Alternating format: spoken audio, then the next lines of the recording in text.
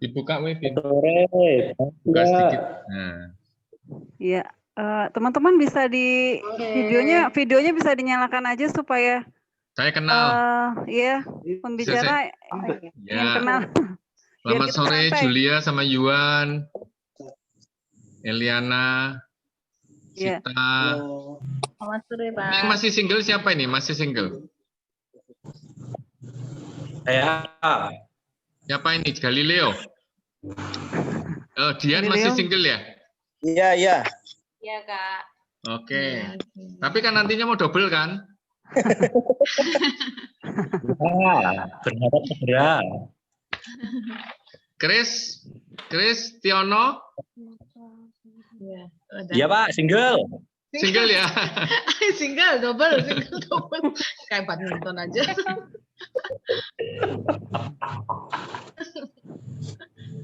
Ya, Pak, single. Sip.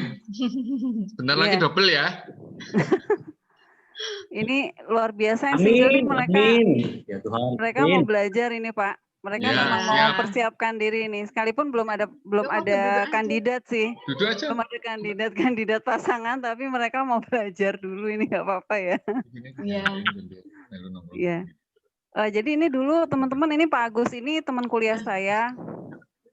Jadi dulu pas kadang kita juga ngerjakan tugas juga di tempatnya Pak Agus yang masak Bu Vita.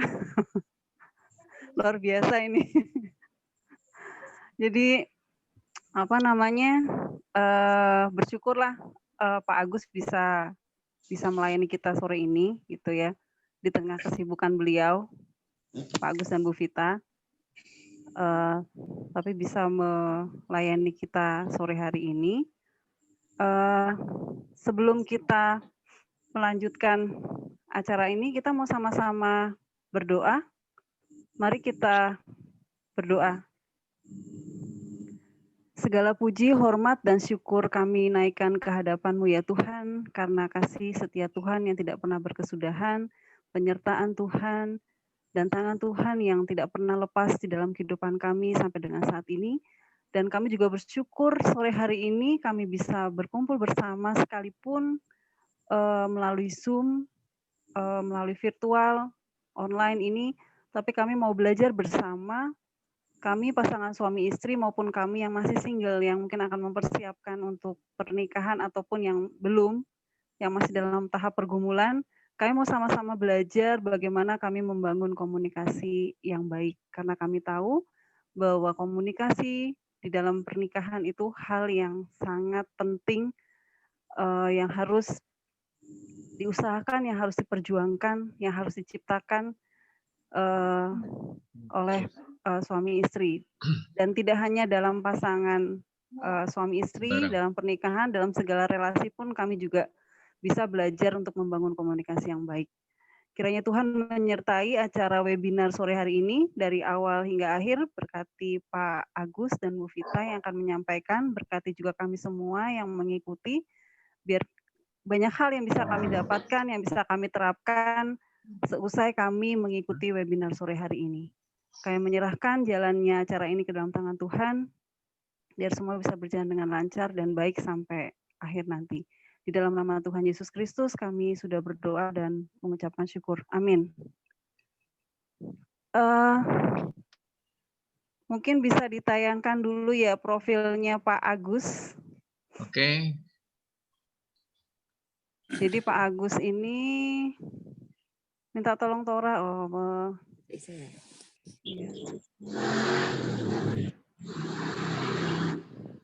Jadi Pak Agus ini seorang pengusaha, melayani juga di MOU, Pak Agus dan Bu Vita. Beliau juga sebagai namanya representatif untuk pelayanan RK3 ya, rumah konseling ya, dan menulis beberapa buku. Sebentar, ini judulnya saya nggak terlalu bisa lihat. Ini. Iya. Saya juga dapat bukunya itu 2 buku. 2 buku, yang 1 buku saya beli, jadi saya punya semua bukunya Pak Agus.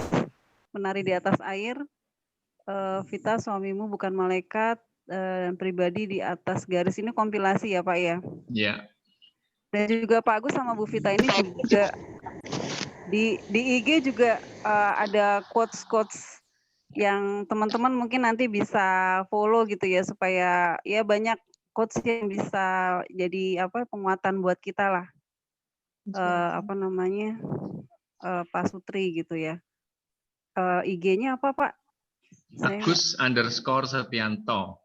Ya. Nanti silakan teman-teman kalau mau follow gitu ya. Dan Pak Harus Agus follow ini, loh ya. Pak Agus Sampai ini sini harus follow ya. usia pernikahannya 30 tahun ya Pak? Ya. 30 tahun, punya 3 anak, 1 menantu dan 1 cucu. Ini bisa lihat ya? Ya, Screen-nya ini bisa lihat ya? Bisa, fotonya ini teman-teman bisa lihat. Jadi keluarga yang sangat bahagia karena mereka bisa sering jalan-jalan bareng-bareng semua ya Pak ya. Full team ya Pak. Sering banyak menghabiskan untuk family time bersama. Ya, yaitu profil Pak Agus dan Bu Vita. Jadi mereka memang melayani bersama, konseling gitu ya, konseling untuk Pak Sutri ya Pak ya. Ya. Jadi Pak Agus melayani suami dan Bu Vita melayani istri gitu ya. Sama-sama gitu ya kita. Pak. Ya. Kalau digabung melayani suami istri. Tapi nanti bagi tugas gitu ya Pak ya. Ya, itu profil Pak Agus ya. Mungkin nanti kalau mau tahu lebih dekat lagi bisa langsung ke Pak Agus dan Bu Vita ya teman-teman. Nah, tema sore hari ini komunikasi yang sehat dalam kehidupan pernikahan. Ada beberapa hal yang nanti kita bisa tahu ya, kita bisa dengar dari Pak Agus dan Bu Vita, supaya kita dibukakan tentang komunikasi yang sehat dalam pernikahan dalam perspektif Alkitab. Yang kedua, hal-hal apa sih yang menghambat komunikasi yang sehat dalam pernikahan? Yang ketiga, apa sih dampak komunikasi yang sehat dalam pernikahan? Dan yang terakhir, kita didorong untuk memiliki komitmen komunikasi secara khusus dari hati ke hati dengan pasangan. Nah, silakan Pak Agus dan Bu Vita, kita santai aja ya. Ini masih jadi teman-teman jangan ragu atau jangan malu untuk bertanya. Yang single juga boleh tanya, silakan tanya gitu ya. Ini mumpung ada Pak Agus dan Bu Vita gitu ya, bisa bertanya banyak. Kita santai ngobrol. Jadi yang nggak usah terlalu yang wah nanti kalau aku tanya gini gimana, nggak apa-apa gitu ya. Pak Agus dan Bu Vita sangat enak untuk diajak diskusi gitu. Silakan Pak Agus dan Bu Vita. Oke, thank you Niken. Salam kenal buat semua. Saya nanti kalau sudah off screen, saya pengen lihat mukanya semua ini. Karena takutnya kalau saya ke Salatiga, saya disapa, saya nggak tahu, jangan salahkan kami, ya kan? Ini siapa ya? Pak dulu pernah ikut Zoom, padahal yang di Zoom bukan videonya, tapi cuma tulisan namanya. Jadi saya perlu ngerti siapa aja yang di dalam. Iya, oke. Ya, seperti yang disampaikan Niken tadi, kami sudah 30 tahun menikah, 3 orang anak, dan 1 cucu. Ini yang paling depan tengah ini 1 cucu. Yang menikah baru 1 anak pertama kami. Dan minggu depan ya, akhir bulan ini, ulang tahun kami yang ke-30. Dan malam ini kami akan bicara soal komunikasi, dan itu sering terjadi masalah dalam komunikasi sampai muncul pertama, Vita suamimu bukan malaikat, itu kalau kalian, saya panggil kalian aja ya, karena kami sudah tua. Kita nggak mau tua sih. Nggak mau tua, udah 30 tahun menikah. Jadi kalau lihat judul Vita, suamimu bukan malaikat, itu siapa yang ngomong? Siapa yang ngomong? Bisa ditulis di chat. Kalau Vita, suamimu bukan malaikat. Kalau teman-teman semua ini baca judul buku ini siapa yang ngomong?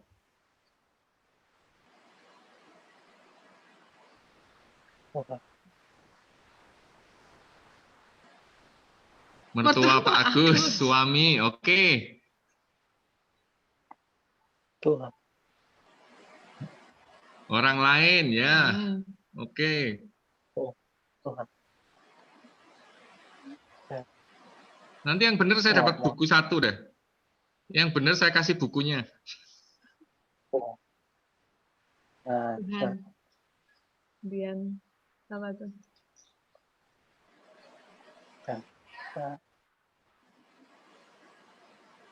Nanti saya titipin Niken ya bukunya ya. Ini kan catat nih kan yang benar siapa.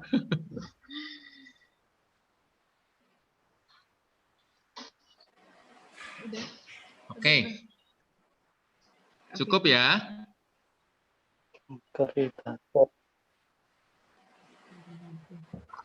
Oke, nanti yang jawabnya benar lapor Niken ya. Nanti saya kasih buku. Dengar cerita dulu. Oke, sekarang kita mau cerita sampai muncul judul buku itu. Ya, Ya. sampai muncul buku Vita Suamimu Bukan Malaikat itu berawal dari komunikasi yang buntu. Jadi saya bukan tipe orang yang gampang mengungkapkan isi hati. Biasa ada apa-apa itu semua dipendam, dan berharap bahwa suami itu harusnya tahu kalau sudah menikah itu bagaimana memperlakukan istri. Itu saya berpikir dengan pola pikir saya bahwa harusnya itu dia ngerti. Masa udah menikah kok jalan istrinya ditinggal. Harusnya dia ngerti dong. Kalau mama ketemu dengan orang baru itu istrinya dikenalin. Jangan dibiarin aja. Asik ngobrol sama teman, itu istrinya dibiarin aja. Mungkin bisa di-mute ya yang Ada siapa yang buka? semua di-mute supaya nggak bocor. Nah, Iya. ada lagi enggak? Oke. Ya. Saya berpikir dia udah tahu begitu. Nah, saya sakit hati berulang-ulang karena apa? Karena dibiarin. Apa? Diabaikan. Diabaikan. Jadi ketemu temennya tuh asik ngobrol. Saya baru menikah, saya pengennya ya dikenalin, ini loh istriku, begitu harapannya. Tapi suami itu ngobrol, asik hahaha, asik ngobrol. Dan saya berusaha menarik perhatiannya dia untuk mengingatkan dia bahwa, hei kamu sekarang tuh bawa aku loh, istrimu loh, ayo dikenalin. Tapi saking asiknya dia ngobrol, 1 kali, 2 kali, 3 kali, berulang-ulang saya dibiarin. Padahal saya tuh berusaha berjalan di depannya dia. Kadang kalau di mall itu apa tuh wirawiri ya, wirawiri di depannya dia, cari perhatiannya dia, sini itu istriku sini. Terus saya dipanggil dikenalin, ini loh istriku, begitu harapan saya. Tapi sampai pulang juga nggak dikenalin. Dan saya lama-lama jengkel. Apalagi kalau jalan kadang ditinggal. Ditinggalnya tuh bukan maksud dia mau meninggalkan saya jalan dengan, tapi mungkin karena nggak sadar sekarang sudah menikah dan dia tinggi, kalau jalan langkah kakinya itu lebar, saya tidak setinggi dia, jadi langkah kaki saya itu lebih kecil, otomatis saya ketinggalan di belakang. Untuk ngejarnya dia kadang saya lari-lari kecil dan lama-lama menjengkelkan saya, mengecewakan saya, dan saya merasa diabaikan, merasa tidak disayang, tidak dikasihi. Dan sampai suatu titik saya berdoa, untung masih berdoa ya Bapak Ibu ya. Jadi anak Tuhan itu kita masih punya Tuhan, jadi masih berdoa. Kita berdoa sama Tuhan sampai Tuhan, menikah itu nggak enak. Ternyata suamiku itu nggak peduli sama saya, dia itu nggak sayang sama saya, membuat saya terluka dan saya diam-diam menangis. Jadi adik-adik ya, teman-teman kalian. Itu coba bayangkan kami tidur satu kamar, satu ranjang, saya menangis itu dia nggak tahu kalau saya lagi nangis. Karena saya juga malu. Masa minta digandeng aja pakai nangis-nangis, kan memalukan, nggak worth it banget sih. Tapi kok menyakiti saya. Berulang-ulang tuh buat saya tuh merasa tidak dihargai, tidak disayang. Dan mau ngomong malu. Masa kayak gitu aja kok jadi masalah sih buat kamu? Dan memang itu suami saya suka ngomong, masa gitu aja masalah? Ya saya pikir memang itu cuma hal sepele aja kok bermasalah sih buat saya. Kenapa sih? Ada apa sih dengan hati saya kok? Saya terluka, saya nggak suka. Berdoa dan saya sudah merancangkan dalam pikiran saya, udah deh kayak gitu, udah deh selesai aja, saya akan pergi aja, saya akan ke suatu tempat bekerja dan hidup.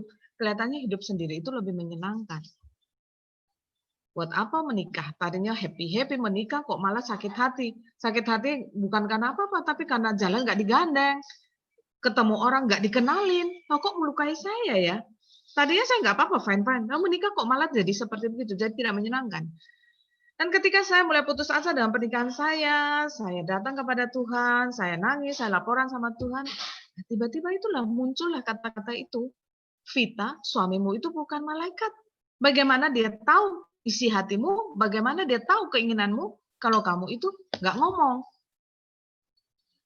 Mestinya yang ngomong Tuhan itu, Roh Kudus Iya, gitu itu kan. tadi ada yang jawab Tuhan gitu. Jadi Ya. benar. Jadi Vita, suamimu bukan malaikat, itu sebenarnya Tuhan yang menyadarkan saya. Oh, saat itu kan belum konselor pernikahan, itu kan belum semarak sekarang. Buku-buku pernikahan itu ada, tapi terjemahan dan susah, dibaca itu susah untuk kita terapkan dalam kehidupan kita. Jadi memang benar-benar Tuhan yang mengajari saya, mengajari kami bagaimana menjalani pernikahan ini. Dan ajaibnya Tuhan kita itu, kalau kita datang kepada Dia dengan sungguh-sungguh, itu Tuhan pasti menuntun kita, mengajari kita step-stepnya. Tuhan itu tidak langsung oke, semuanya beres, tapi step by step. Dan ketika kita setia mengikuti petunjuknya, ajar-ajarannya, langkah-langkah yang dikasih sama Tuhan, kita ngikuti step by step, Tuhan pasti nuntun kita untuk langkah-langkah selanjutnya. Ketika datang, saya mulai berkomunikasi, berdoa, Tuhan bilang begini, Vita, kalau bicara sama suami, itu jangan pakai kata kamu. Karena suami itu nggak suka dikamu-kamuin sama istrinya. Jadi kalau bicara sama suami itu harus datang dengan saya, aku, mulai dari dirimu sendiri. Saya masih takut. Saya bilang, aduh nanti kalau bicara udah malam nih, nanti kami ribut lagi tengah malam nih. Nah akhirnya Tuhan bilang, kamu pengen pernikahanmu pulih apa enggak? Kalau kamu pengen pernikahanmu pulih, ayo dong bicara sekarang. Nah, akhirnya saya balik, saya ngikuti petunjuknya Tuhan itu, Allah Roh Kudus di dalam hati dan pikiran saya, mulailah bicara. Aku suka kalau jalan itu jangan ditinggal. Aku itu suka, aku tuh senang kalau jalan digandeng. Aku itu senang kalau kamu ketemu dengan orang-orang yang aku belum kenal tuh aku dikenalin. Jangan dibiarin.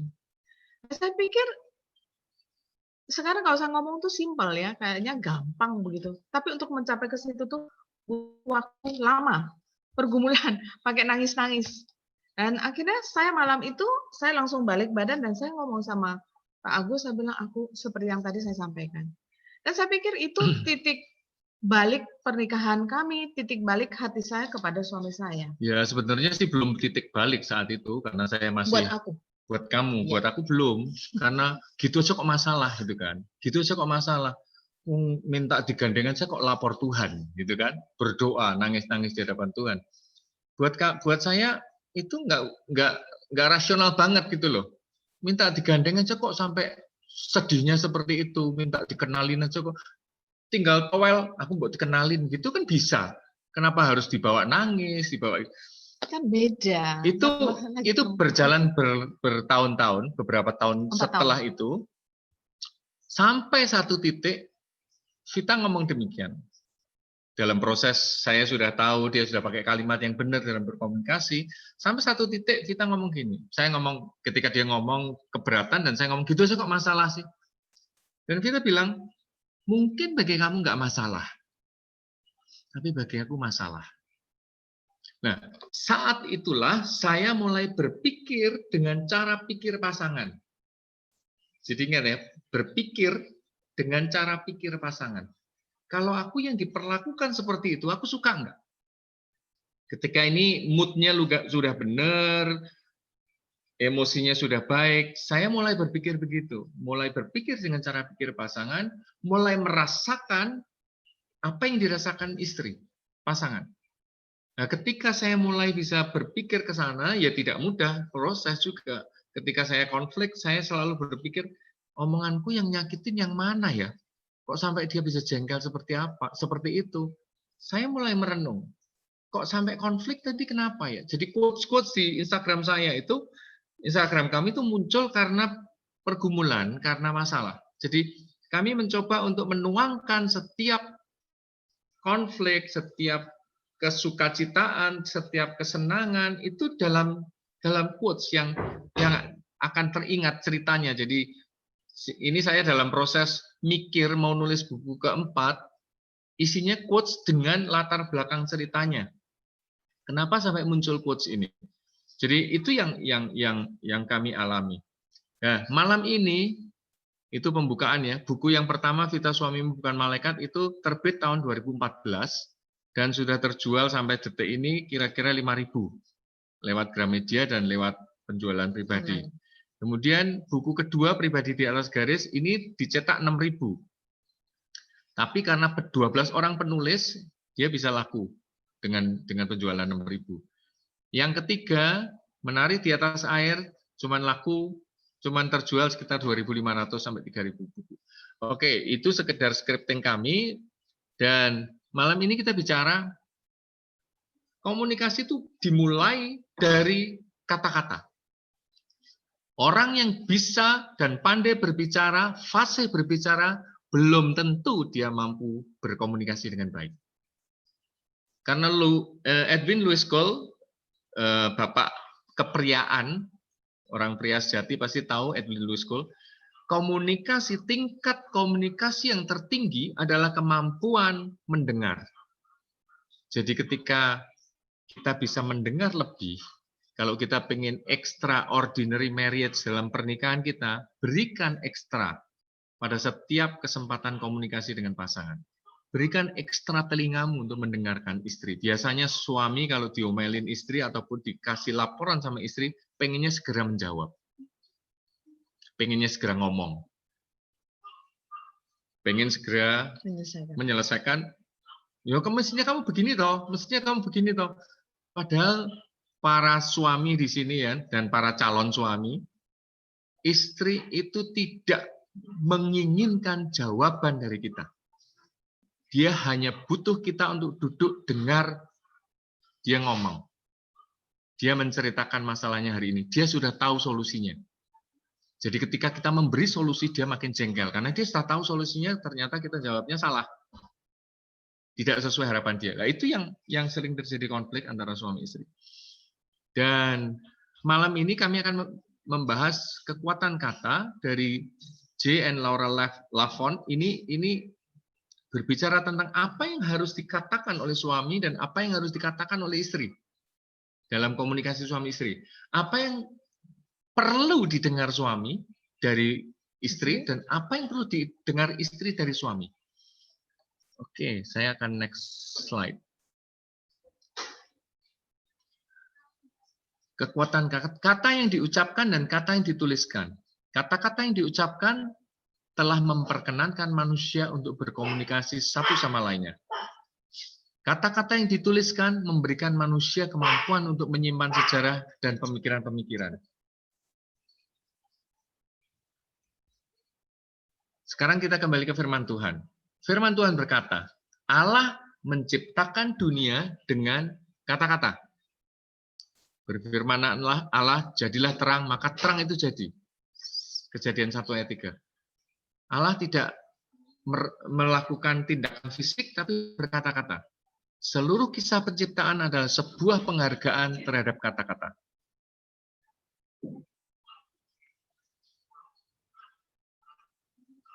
Kuasa kata-kata yang diucapkan Tuhan Yesus. Yesus menggunakan kata-kata untuk melakukan mujizat. Berdirilah dan pergilah, imanmu telah menyelamatkan kamu. Lukas 17:19. Lazarus, marilah keluar. Diam dan tenanglah. Kami akan cepat di sini.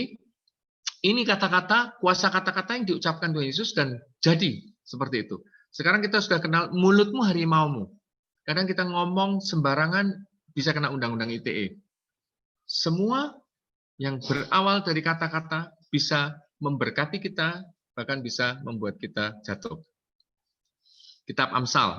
Ini kita bicara soal bagaimana kita berkata-kata dengan benar di hadapan Tuhan. Amsal 15 ayat 23. Alangkah baiknya perkataan yang tepat pada waktunya, perkataan yang diucapkan tepat pada waktunya adalah seperti buah apel emas di pinggan perak. Hidup mati dikuasai lidah, siapa yang suka menggemakannya akan memakan buahnya. Ini saya akan cepat supaya tanya jawabnya lebih intens ya. Jadi nanti kalau yang perlu mencatat, dicatat saja langsung. 2 Timotius, ingatkanlah dan pesankanlah semuanya itu dengan sungguh-sungguh kepada mereka di hadapan Allah, agar jangan mereka bersilat kata karena hal itu sama sekali tidak berguna, malah mengacaukan orang yang mendengarnya. Efesus 4 ayat 29, jagalah cara kamu berbicara, janganlah ada perkataan kotor keluar dari mulutmu. Ucapkanlah hanya yang membangun, setiap katanya berupa kasih karunia. Lebih sekedar kata-kata. Kata-kata yang menyembuhkan. Lidah orang bijak mendatangkan kesembuhan. Teks dan subteks. Biasanya dalam komunikasi suami istri, itu teksnya tidak sesuai dengan subteksnya. Contohnya begini. Ketika kita ada konflik suami istri, terus untuk menyelesaikan masalah supaya relasinya cepat pulih, ya wes sorry. Ya wes sorry. Itu teksnya sorry, tapi subteksnya dia belum bersedia memaafkan dengan tulus. Wes sorry. Supaya selesai. Ya. Ya kamu seperti apa ketika saya Ya. sorry gitu. Ya, biasanya kalau udah kami terjadi konflik begitu kan, terus Pak Agus ngomong gini, sorry. Biasa saya belum bisa terima. Saya tanya, nah kamu tuh sorry ngerti salahnya apa enggak? Ya sekarang cuma ngomong sorry biar masalah itu cepat selesai, udah nggak usah dibahas lagi. Pokoknya kamu harus terima, aku minta maaf. Nah, apalagi dulu awal-awal sebelum belajar kayak gitu, masih awal-awal ngomong begitu. Begitu dia udah ngomong sorry, terus saya masih jengkel, masih belum bisa rilis kayak gitu, diapain tuh? Blackmail. Nah, blackmail ya, dibilangin begini, buat saya tambah merasa bersalah. Aku udah minta maaf loh ya, kalau kamu belum mau memaafkan aku, urusanmu sama Tuhan. Saya digituin. Terus saya datang lagi sampai, loh kok enak? Yang membuat saya nggak enak ini kamu loh, omonganmu loh. Terus kamu asal sorry. Terus kalau aku masih jengkel, belum bisa rilis kayak gitu, terus kamu buat aku merasa semakin terpojok. Waduh, dia udah minta maaf, kalau aku masih belum bisa maafkan, masih sakit hati, berarti aku berdosa dong, karena urusan saya sama Tuhan. Lama-lama saya mikir, loh memangnya saya ini radio. Kalau kamu suka, kamu on kan. Terus kalau kamu nggak suka, off, on, off. Jadi emosi saya, keinginan saya, pikiran saya, hati saya, kondisi saya itu ditentukan oleh orang lain. Saya juga nggak mau, saya bilang. Kalau kamu sorry, ayo kita duduk, kita bicara. Apa yang menyebabkan saya terluka, apa yang menyebabkan saya tersakiti. Kita komunikasikan. Masalahnya apa? Kita duduk, kita bicara. Dan biasanya saya kalau begitu saya berusaha untuk menyampaikan perasaan saya, unek-unek saya, kenapa saya sampai jadi seperti begini. Biasa saya tanya, udah enak, saya lihat suami udah mulai tenang gitu, saya ngomong begini, aku mau bicara. Dan kata-kata itu ya, aku mau bicara itu selalu membuat suami saya itu kaget. Takut, dia sampai takut. Kenapa? Waduh, ini berarti aku ada melakukan kesalahan. Padahal saya bukan mau apa-apa, saya cuma pengen relasi kita baik. Karena buat saya secara pribadi, saya tidak suka menyimpan rasa marah, rasa kecewa, masalah dipendam tuh buat saya nggak suka gitu. Karena dengan menyimpan masalah itu perlahan-lahan, tapi pasti itu akan membunuh respek kita kepada pasangan kita, akan membunuh rasa cinta kita, rasa sayang kita. Semuanya tuh akan sirna, perlahan tapi pasti. konflik adalah harga.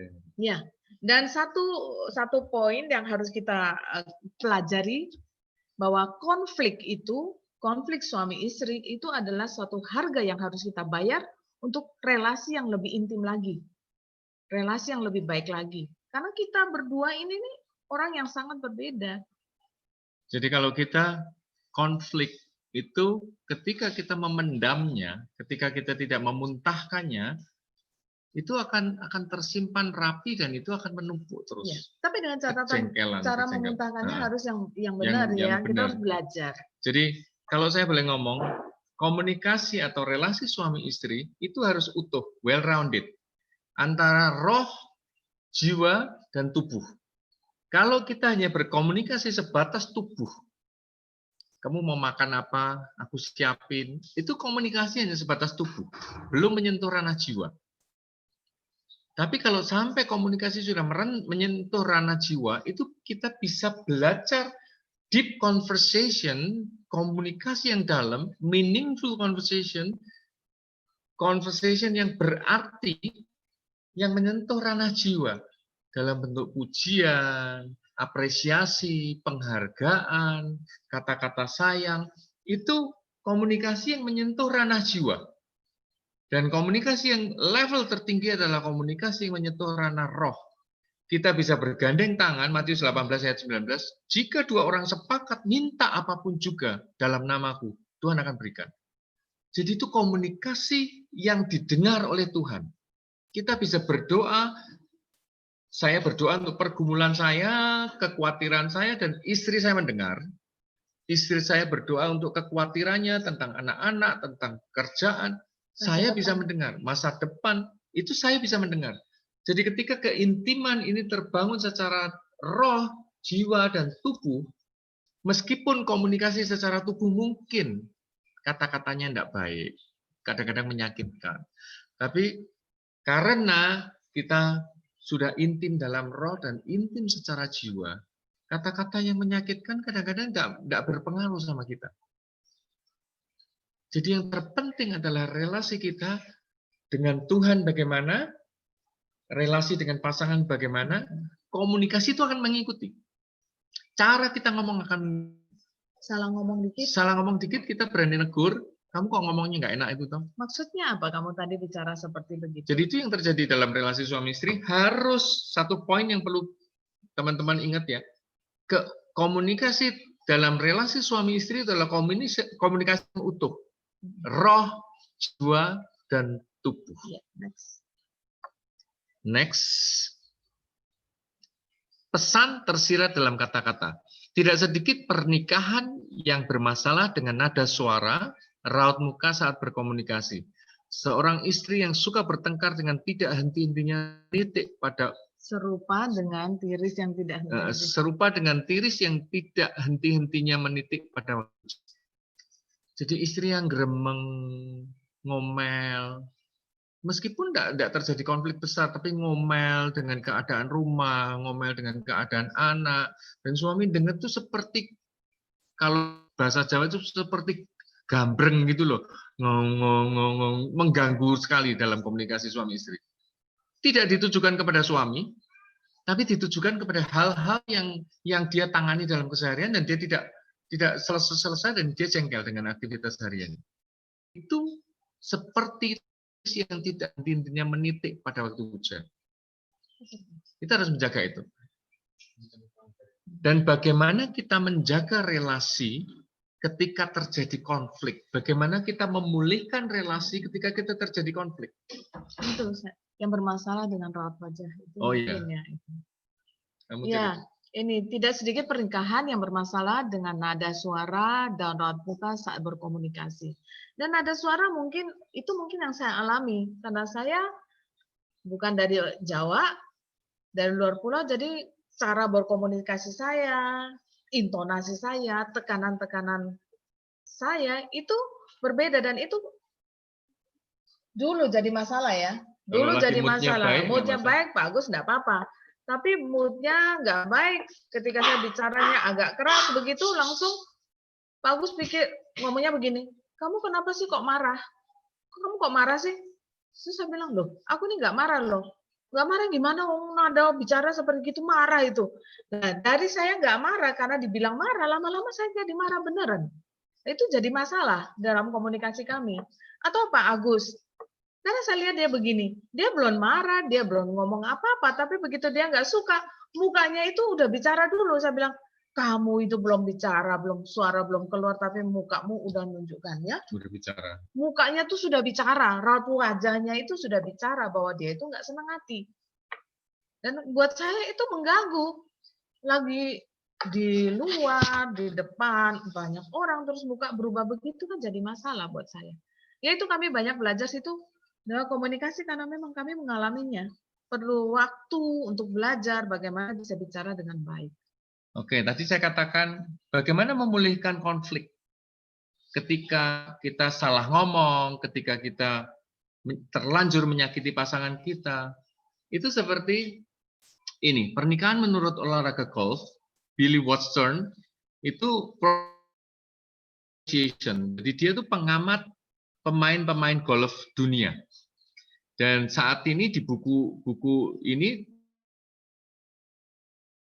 Scott Davis yang menghasilkan default yang sangat besar. Default ini kalau kita main golf, pukulan ayunan itu akan tanahnya keluar seperti bentuknya seperti berang-berang. Nah, ketika congkelan itu langsung dikembalikan dalam waktu 24 jam, rumput itu akan tumbuh kembali.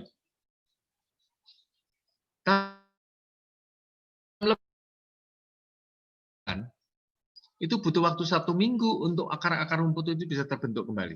Tersambung. Sudah seharian membiarkan default itu tidak dikembalikan dalam posisinya, itu butuh waktu 1 bulan lebih untuk rumput itu bisa tumbuh kembali. Demikian juga dalam komunikasi suami istri. Ketika terjadi konflik, jangan tunggu. Kenapa di firman Tuhan jangan tunggu sampai matahari terbit? Jangan sampai lewat sehari. Karena itu akan lebih lama lagi pemulihannya. Ketika terjadi konflik, segeralah minta maaf. Supaya rumput itu bisa tetap langsung tumbuh dalam sehari.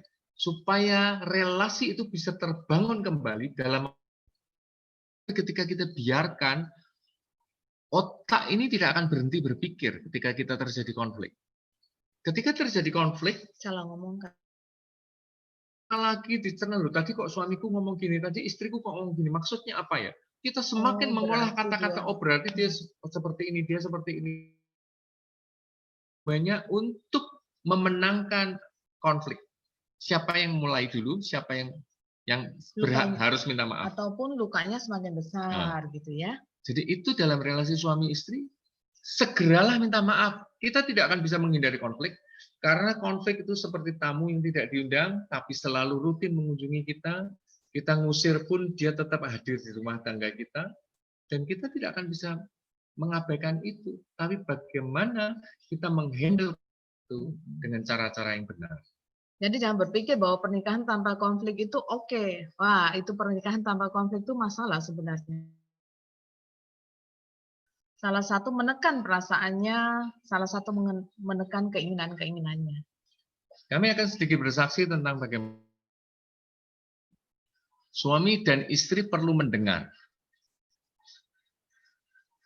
Istri perlu mendengar, aku sayang kamu, percaya karena melihat. Jadi, seperti tadi teks dan subteks. Kapan terakhir kali para suami berkata istrinya, aku sayang kamu? Perlu direnungkan. Para istri, kalau single suaminya, kapan terakhir kamu ngomong sayang sama aku? Kelihatannya itu sepele. Aku sayang kamu. Teks saja, tanpa diikuti subteksnya, hanya teks, ya aku sayang kamu, itu tidak akan berdampak. Tapi kalau aku sayang kamu, terus sambil kita perkatakan kata yang lembut, kita sambil belai-belai kepalanya, sentuhan itu bisa dirasakan benar-benar kita sayang, nempel, sekedar nempel di pundak. Jadi istri saya tuh kalau saya peluk, kamu meluknya kok rasanya cuma titip tangan aja toh. Jadi meluknya bukan dengan lembut, dengan sayang, tapi cuma titip.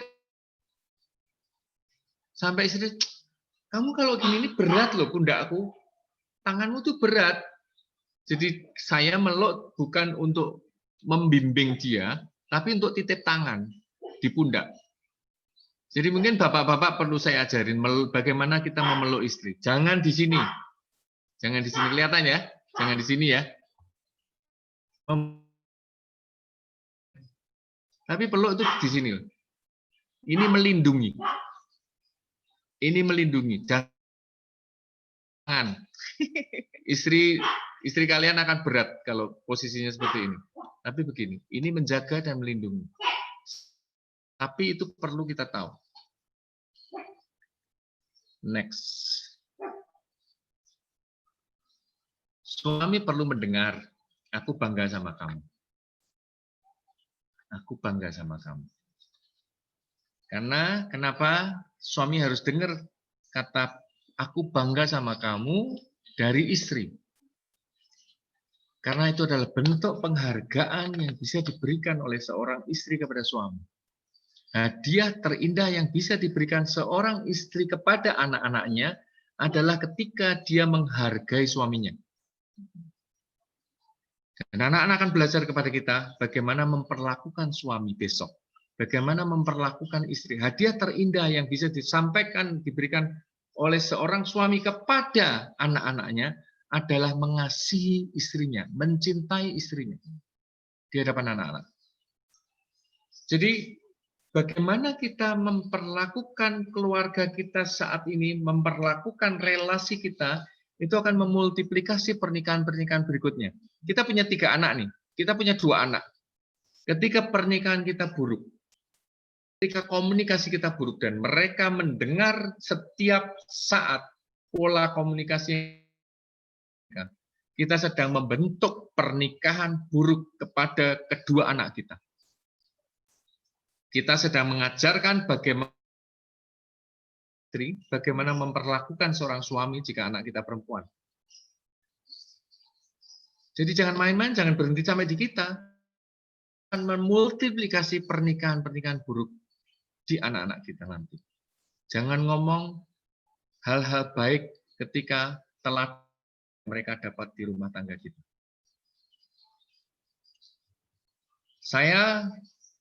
Istri saya pernah ngomong ini tahun 2015. Aku bangga sama kamu. Ya. Aku cukup aman. Ya. Jadi pas ulang tahun itu ya. Ya. Pas ulang tahun terus Pak Agus pas ada pelayanan keluar negeri melewati hari ulang tahun saya, terus dia bilang begini, kamu minta hadiah apa? Terus saya bilang, aku nggak butuh hadiah-hadiahan. Aku cukup melihat kamu membaca firman Tuhan dan merenungkan firman Tuhan setiap pagi, itu udah membuat aku tenang, udah membuat aku merasa aman, buat aku merasa bangga sama kamu. Jadi dekat sama Tuhan itu buat saya itu suatu kebanggaan buat saya. Dan kita perlu memperkatakan itu. Terus di istri suruh menulis kelebihan suami itu apa aja. Nanti Bapak Ibu yang sudah menikah, Bapak Ibu ya, tidak apa-apa ya kalau sudah menikah Bapak Ibu ya. Yang sudah menikah itu coba pulang, cari waktu yang enak. Ini sudah di rumah, pulang. Oh iya, sorry ini di rumah ya. Coba cari waktu yang enak, terus lihat masing-masing melihat kelebihan pasangannya tuh apa. Coba ditulis sebanyak-banyaknya. Nah, saya pernah menuliskan itu. Ada satu kata yang saya tulis itu bahwa suami saya itu smart, dia itu pinter. Dan saya rasa itu simple tapi itu sangat berdampak buat suami saya, membuat dia semakin rajin belajar ya. Percaya diri. Percaya diri. Dia semakin rajin untuk belajar, mau kuliah lagi untuk menambah wawasan. Dan itu buat saya sangat berarti. Bayangin ya, coba bayangin. Kita punya pasangan, entah itu suami atau istri. Terus kalau diajak bicara aja gitu, menurut kamu gimana ya kalau ada masalah seperti gini-gini. Terus pasangan kita bilang, boh, males, nggak ngerti aku. Terus jawabannya seperti gitu, terus lama-lama kita gimana? Kita respect nggak sama dia? Lama-lama kita pasti akan berpikir, percuma deh aku bahas sama kamu, ya, bicara apa aja juga nggak tahu, jawabannya nggak tahu. Lama-lama respect kita akan turun, lama-lama kita nggak menghargai lagi pasangan kita. Entah itu istri, entah itu suami. Menurut kami, baik itu suami atau istri, itu kita harus terus belajar bertumbuh ya. Belajar terus, jangan pernah berhenti dan merasa bahwa diri sudah baik. Jadi kita harus terus belajar, menggali diri kita, terus potensi-potensi yang Tuhan kasih ke kita. Sampai kapan? Dan jangan pernah berpikir para suami bahwa Pokoknya aku ndak selingkuh, pokoknya aku ndak kasar, aku ndak main perempuan, aku ndak macam-macam. Aku sudah, itu betul, tidak salah. Tapi hanya sebatas tubuh. Seperti saya katakan, itu hanya sebatas tubuh. Nggak banyak ngomong, nggak sering marah, itu hanya sebatas tubuh. Tapi bagaimana kita mencapai meaningful conversation, deep relationship, itu harus sampai ke ranah jiwa. Bagaimana aku memuji pasangan, bagaimana aku memberikan kemesraan kepada pasangan, bagaimana aku menyenangkan pasangan dengan apa yang bisa aku lakukan untuk dia. Oke. Next. Katakan aku bangga sama kamu. Katakan di masa seperti ini, masa-masa pandemi, di mana pekerjaan susah, di mana PHK terjadi di mana-mana,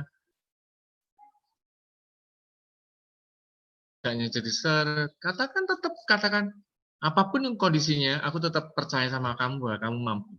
Aku bangga sama kamu. Tuhan pasti buka jalan. Matius 18 ayat 19. Jika dua orang sepakat dalam namaku, minta apapun juga. Komunikasi sampai ranah roh. Bagaimana kita bisa membawa komunikasi kita ke ranah roh. Pengenalan akan Tuhan, kedekatan akan Tuhan. Katakan di hadapan keluarga. Aku seneng kok, dia masak enak. Saya memuji dia di depan keluarga, di depan anak-anak. Saya memuji istri saya di depan anak-anak. Oh, kalau aja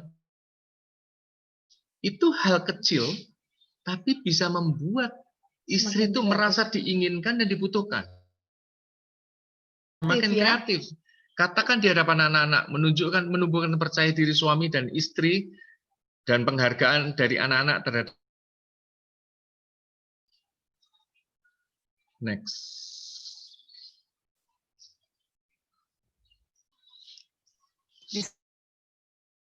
Pak Agus, maaf. Kenapa? Di full screen, jadi supaya terlihat agak besar. Full screen. Ya, maaf ya Pak Agus. Bentar.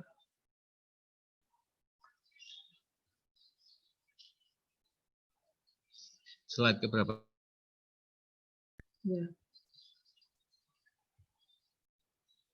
Ya, ini ya.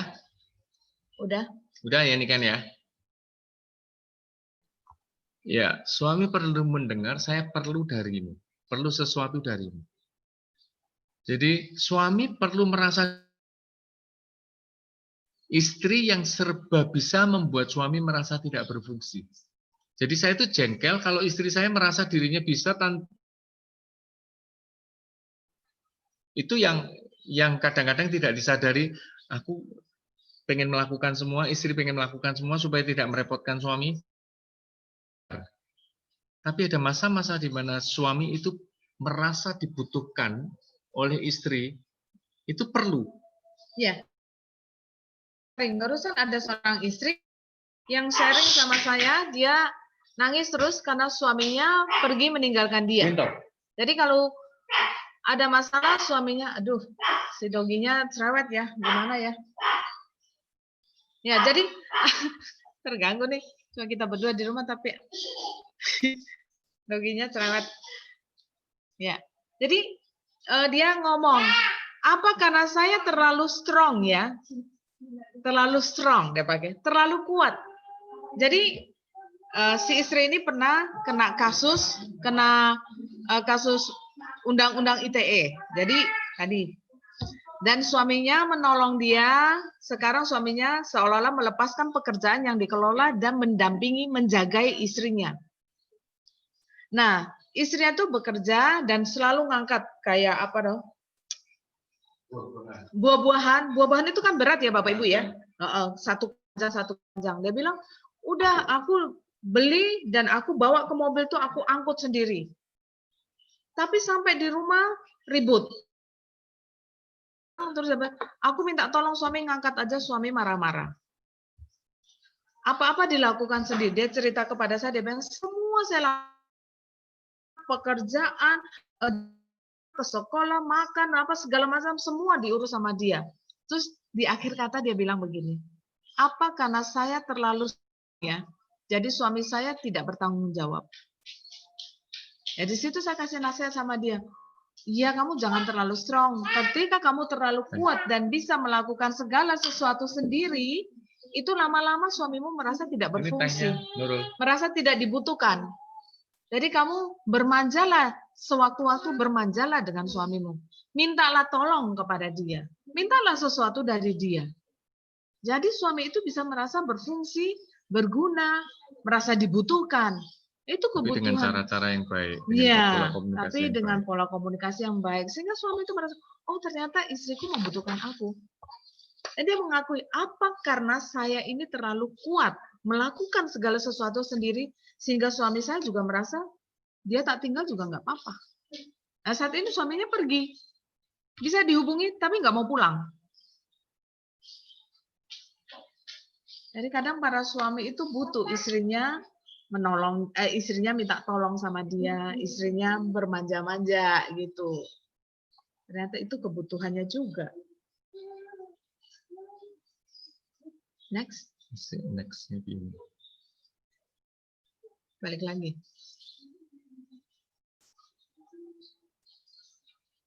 Oh, dia hilang ya. Dan ini kok malah nggak bisa next ya? Ini kan ya. Bentar. Balikin lagi dulu. Balik ke awal dulu yang banyak tadi Pak, terus baru diklik lagi. Itu? Oh, diklik aja, wes oke. Dan istri perlu mendengar, aku mendambakanmu. Wanita bergairah setelah pria bergairah. Ada quote seperti itu. Pada dasarnya wanita yang senang diperhatikan, pintunya tutup aja Mbak.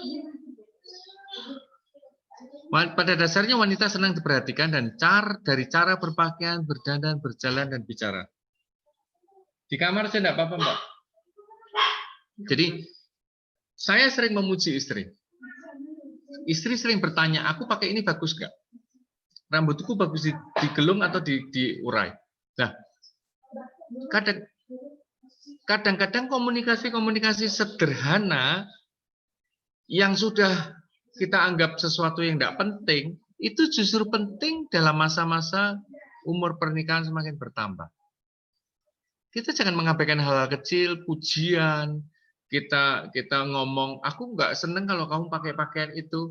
Sesungguhnya ketika kita nggak suka, itu membuat pasangan kita juga seneng loh. Oh ternyata pasanganku seneng, aku nggak seneng kalau aku pakai ini, berarti aku besok nggak pakai yang model begini. Itu hal-hal yang perlu kita ketahui bahwa relasi suami istri itu terbangun dengan pujian, dengan hal-hal yang simple. Kalau saya boleh ngomong, dalam relasi suami istri itu kita harus membangun trust and friendship. Friedrich Nietzsche ngomong, konflik yang terjadi dalam relasi suami istri itu bukan karena kekurangan cinta, tapi karena kekurangan persahabatan. Kehilangan persahabatan. Jadi kita sudah bukan bersahabat lagi. Saya sama istri belajar untuk bisa guyonan di mobil. Kadang berdua di mobil, lihat mobil di depan, lihat sapi di depan. Kita bisa buat bahan guyonan untuk kami bisa berkomunikasi dengan ringan. Bisa ketawa-tawa. Jadi hal-hal itu yang harus kita perhatikan. Jangan abaikan sesuatu yang receh-receh dalam relasi suami istri. Tidak harus suami istri duduk berbicara dengan hal serius tentang anak. Tapi bagaimana kita membicarakan tentang cara berpakaian, model rambut. Guyon-guyon ya. Ngomong-ngomong yang tidak berarti kadang. Ya, oke. Next. Suami perlu tahu dan mendengar bahwa istrinya menginginkannya. Aku menginginkan, ini saya kasih contoh di sini. Ingin itu tidak sama dengan siap atau bersedia. Kalau bersedia, itu berarti dari seseorang yang menanyakan kesediaan kita. Saya bicara pasangan suami istri. Kita ngomong bersedia, itu ketika ditanya oleh pasangan kita, kamu mau nggak bantu aku? Saya ngomong sama istri saya, kamu bisa nggak bantu aku? Kalau bersedia itu bisa ya, bisa tidak. Oh, sorry, aku lagi repot, aku lagi melakukan ini, aku nggak bisa bantu kamu. Oh ya udah, itu bersedia. tapi siap karena ada permintaan, karena istri yang tunduk sama suami, aku tolong buatin kopi ya. Oke, tanpa berbantah langsung kopi dibuat. Itu siap. Kalau bersedia itu masih bisa ya, dan tidak. Kalau siap, aku akan melakukan apa yang menjadi perintahmu. Permintaanmu. Tapi kalau ingin, itu inisiatif bukan dari saya, tapi dari pasangan. Contohnya, ketika istri saya menawarkan, saya bisa ngomong, aku tolong buatin kopi dong. Istri saya akan ngomong, oke, aku buatin. Itu inisiatif dari saya. Tapi kalau yang terjadi sekarang, istri saya terbalik. Dia melakukan yang menjadi bagiannya untuk saya menjawab. Ya, saya biasa tanya, kalau dia capek, apa lagi kerja gitu, saya suka tanya begini, mau dibuatin teh hangat? Kopi. Kamu mau tak buatin kopi? Kamu mau kalau aku melakukan ini? Jadi itu inisiatif dari kita. Dan saya pikir komunikasi seperti itu tuh kalau kita dekat, relasi kita baik, terbangun sehari-hari, akhirnya kita tahu ritme dari pasangan kita. Oh, kalau saat ini dia pengen ini. Oh, kalau saat ini dia pengen ini. Dan saya pikir suami istri relasi sampai ke titik itu. Jadi kita bisa mengerti keinginan suami, oh saat ini dia pengen apa. Tanpa dia minta. Mestinya 5 menit lagi ya, atau 10 menit ya? 5 menit lagi, Pak. 5 menit lagi ya. Oke, saya akan cepat. Jadi suami perlu mendengar aku percaya kamu. Jadi ini akan di sana. Tantangan terakhir. Komitmen yang diambil suami istri adalah untuk membawa sukacita bukan dukacita dalam pernikahan. Kebenarannya adalah mati terhadap diri sendiri setiap hari. Jadi kita harus mengalahkan ego kita. Saya akan kasih kesaksian dari quotes yang muncul itu tentang, saya akan kasih latar belakangnya quotes muncul seperti ini.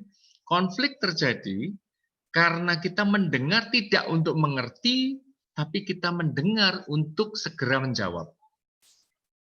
Kita mendengar, konflik terjadi, kita mendengar istri kita ngomong atau suami kita ngomong, kita mendengar bukan untuk, tapi kita mendengar untuk segera menjawab, merespon apa yang dikatakan pasangan kita. Contohnya seperti ini, ketika zaman-zaman kuliah, ini kan tahu kan kita satu kelas, kuliah mulai jam 4, pulang jam 9, setengah 10 malam, tidak lewat makan malam, paling kali snack kecil gitu. Saya sampai rumah, pulang, nah, ini kan belum dengar ceritanya ini kan, pulang di rumah nggak ada orang nih, di rumah nggak ada orang, di meja makan, taplak meja yang putih, bersih, ada tas kresek hitam di meja makan. Nah, ternyata di rumah kan nggak ada orang, anak saya pergi semua, saya tinggal di teman Dogi tadi. Saya sambil makan, saya buka sambelnya, tas kresek gelar mejanya, saya siomay taruh atas, sambal saya taruh di situ, saya buka di situ, taplak yang putih bersih tadi, saya makan enak. Gigitan siomay yang kedua, istri saya pulang sama anak-anak. Begitu pintu terbuka, langsung, hah? Piring, kasih alas. Itu nanti kalau dicuci toh, nggak bisa hilang. Wah, udah ngomel-ngomel gitu kan. Karena itu ternyata taplak kesayangannya dia. Saya jengkel, saya tuh lapar. Orang kalau lapar, Nggak lapar cepat marah. Lapar cepat marah gitu kan, jengkel kan. Orang kasih nasi bungkus saja seneng gitu kan. Jadi itu saya lapar, baru makan, dengar suara-suara itu, saya juga bereaksi. Saya tidak berespon dengan baik, tapi bereaksi. Saya mendengar istri saya ngomel begitu, saya tidak belajar untuk mengerti kok sampai marahnya seperti itu, bukan marah, kok sampai kagetnya seperti itu kenapa?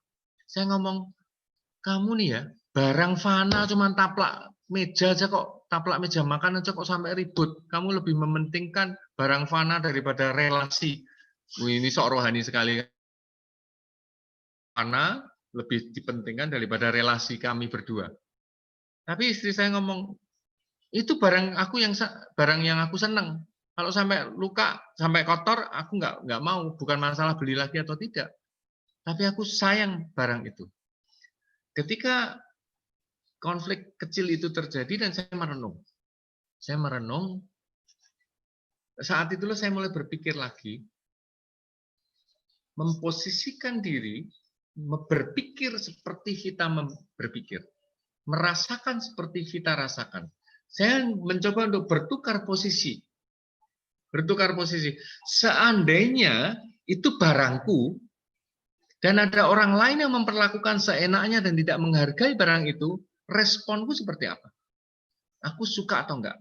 Ya aku ya enggak suka kalau barangku diperlakukan seperti itu. Nah, ketika saya bisa berpikir aku enggak suka, mulai bertukar posisi, saya akan mempunyai perspektif yang sama dari setiap konflik yang terjadi. Ketika saya sudah bertukar posisi, saya bisa melihat konflik yang terjadi itu dari perspektif yang sama. Ketika saya bisa melihat konflik itu dari perspektif yang sama, saya punya persepsi yang sama terhadap setiap konflik yang terjadi. Oh, berarti aku nggak boleh begini. Oh, berarti aku salah. Responku yang nggak bagus, reaksiku yang nggak bagus. Jadi, itu yang menetralisir, membuat saya bisa banyak belajar. Sampai hari ini pun, kami masih beberapa kali ada konflik, gesekan-gesekan. Dan itu yang membuat proses belajar itu tidak pernah berhenti. Orang kadang moodnya baik, kadang moodnya kurang baik. Ada satu contoh lagi ketika kami akan pelayanan ke Solo, keluar kota. Ini kita bisa cerita. Ya, biasa hari Minggu nggak ada orang yang menolong saya, semua saya lakukan sendiri. Jam 6 pelayanan. Jam 6 pelayanan, kami janjian jam 2 harus keluar rumah. Mulai start karena kita mau jalannya santai, sampai sana kita mau kuliner gitu ya, jadi mau santai-santai gitu, jalannya enggak ke susu. Nah, waktu mau berangkat itu musim hujan, jadi saya harus cepat-cepat membereskan jemuran di atas, dibalik biar kering, masukkan yang udah kering, yang masih basah, masih lembab harus pindah tempat, biar kalau hujan turun enggak basah lagi. Dan saya di atas itu cukup lama, udah sampai setengah 2, jam 2 mau berangkat, setengah 2 saya belum selesai, saya masih di atas. Nah, Pak Agus di bawah, dia panggil gini, teriak ya, karena di atas dan di bawah, jadi dia teriak, ini kita mau berangkat jam berapa? Udah setengah 2. Tapi nadanya udah nggak enak, karena saya tidak menepati janji, siap-siap harusnya lebih awal, jam 2 mau berangkat. Nah, saya bilang begini, lah terus ini gimana? Nggak ada yang beresin, aku yang harus beresin. Udah, selesai, saya turun, turun tangga. Mukanya masih cemberut. Dia udah cemberut, udah bad mood gitu ya. Terus saya tanya, jujur, saya masih santai gitu di depannya dia, sampai jujur, tanya hatimu, tadi sebelum kamu manggil aku, itu hatimu gimana? Ayo jujur, hatimu tadi gimana? Nah, ternyata sebelum dia panggil saya itu dia udah jengkel karena saya terlambat. Nah, jadi sebenarnya konflik itu terjadi sebelum kata terucap. Sebenarnya kita udah punya kejengkelan di sini. Begitu kata keluar pasti udah nggak enak. Lawan bicara kita atau pasangan kita mesti udah tahu ini lagi marah ini lagi jengkel nih. Dan itu membuat suasana tidak nyaman. Jadi saya bilang harusnya yang dilakukan begini, ketika saya lagi di atas atau seseorang lagi mengerjakan sesuatu dan dia nggak turun-turun, nggak selesai-selesai, harusnya kita datang. Aku perlu bantu, aku bisa bantu apa? Seperti komunikasi, keingin itu, komunikasi sampai ke kata ingin itu. Aku bisa bantu apa? Sehingga pekerjaan ini bisa cepat selesai. Harusnya itu yang dilakukan. Jadi bukan panggil-panggil, suruh cepat-cepat, tapi tidak tahu apa yang sedang dilakukan oleh pasangannya. Kalau dengar kata cepat. Ya, apalagi saya kalau dengar kata cepat itu saya nggak tahu ya. Itu kayak hot button saya tuh di kata cepat itu. Jadi saya nggak suka, benar-benar nggak suka. Dengar kata ayo cepat itu membuat saya gedandapan. Benar-benar lagi bikin alis begitu ya, ibu-ibu kan suka gambar alis kan, saya juga suka gambar alis. Begitu dengar kata cepat itu tidak sinkron, kiri kanan beda, membuat saya semakin lama. Bolak-balik dengar kata cepat, saya mau pakai hand body malah sabun saya pakai gini. Jadi semakin lama saya berbusa cuci malah basah lagi, dan itu membuat jadi ribut kita suami istri. Jadi saya ngomong sama suami saya, kenapa ya aku jengkel ya dengan dicepet-cepetin begitu tuh saya ngajarin dia, saya bilang, kayaknya dengan saya kamu jangan pakai kata cepat deh. Kayaknya saya udah alergi deh dengan kata cepat itu. Lebih baik mungkin kamu 5 menit lagi bisa selesai nggak? Atau 10 menit lagi. Itu membuat saya tenang, karena saya bisa lihat jam. Jadi saya tenang untuk mengatur apa yang harus lakukan, itu planning saya seperti apa, melakukan apa tuh tertata. Tapi begitu dengar kata cepat, saya bisa wira-wiri. Kayak apa tuh, ayam mau telur tuh bingung cari tempat itu. Kesana kesini, aku melakukan apa ya? Bingung saya. Nah itu membuat saya kacau. Harus ingat ya, jangan pakai kata cepat-cepat sama saya. Oke, kalau mau kesaksian banyak kesaksian yang bisa saya mungkin itu yang bagikan. kita bisa bantu, ya. Yang terakhir kesaksian yang diceritakan Vita tadi, biasanya suami itu kalau mau ke gereja itu lebih siap di mobil. Sebentar lagi. Sebentar ini kan 2 menit. Sudah siap di mobil dulu, dan kalau istrinya belum keluar-keluar, itu mesti dia membunyikan klaksonnya. Tin, tin, tin, gitu kan. Tin yang pertama itu, aku sudah siap di luar. Kamu cepet, gitu kan. Terus begitu ditunggu 2 menit, 3 menit, nggak keluar-keluar, mulai 2 nadanya. Tin, tin, gitu kan. Gitu kan. Tin, tin, ini kok kamu nggak keluar-keluar ngapain sih? Ini sudah mau terlambat nih. Itu nada kedua, klakson. Yang ketiga sudah nggak pakai kode tin, gitu kan. Itu komunikasi juga kan? Itu komunikasi kan. Nggak harus bicara, tapi itu pola komunikasi. Dari pencet klakson itu menunjukkan kita marah atau enggak. Ketika istri saya keluar, mukanya itu cemberut. Prok, prok, prok, prok, prok, itu masuk mobil. Kamu ya gara-gara tandin, aku mau pakai hand body keliru sabun.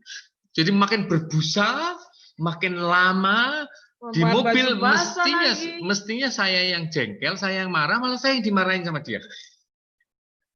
Jadi ketika saya ke gereja, sampai di gereja, semakin gondoklah hati kami ketika ada seorang tante-tante deketin kami.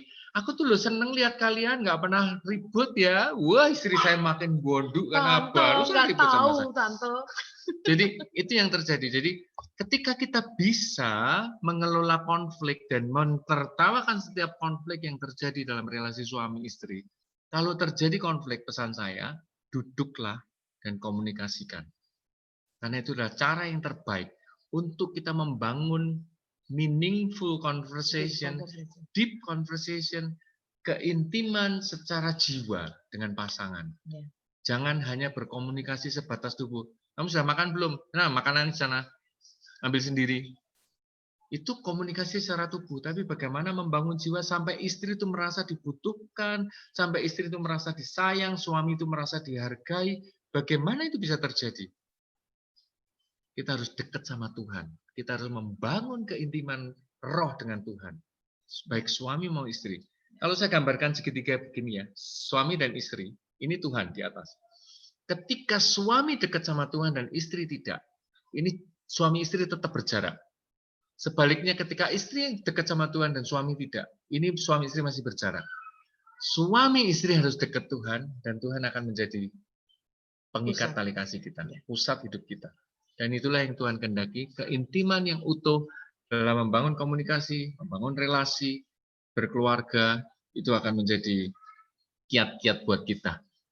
Tuhan memberkati. Terima kasih. Ya. Nih, Ken.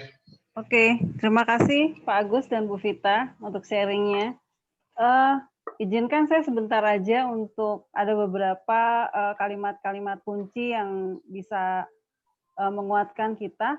Yang pertama adalah kemampuan komunikasi tingkat tinggi itu mendengarkan. Maksudnya mendengarkan secara aktif ya Pak, bukan pasif. Yang kedua, bangunlah komunikasi yang meaningful, yang deep conversation ya.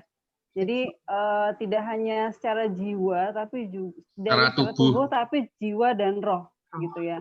Dan ini bisa kita lakukan kalau kita membangun keintiman dengan Tuhan. Gitu. Jadi bagaimana relasi kita dengan Tuhan, semakin kita dekat dengan Tuhan, pastinya kita juga bisa membangun komunikasi yang utuh tadi, gitu. Dan tadi ada beberapa kata-kata yang harus dikatakan suami dan istri, gitu ya, maksudnya supaya terkadang memang karena perbedaan pria dan wanita adalah wanita itu perasaannya jauh lebih bermain daripada pria. Kalau dulu di kuliah kita sempat lihat struktur otak ya Pak Agus. Jadi ketika laki-laki di struktur otaknya itu yang perasaan sedikit banget sampai kita bilang bahwa laki-laki nggak ada otak perasaannya ini gitu. Jadi wanita itu jauh lebih satu hal yang perlu saya ingatkan bahwa wanita itu perempuan dilahirkan dengan buku panduan. Jadi perempuan dilahirkan dengan buku panduan itu maksudnya begini.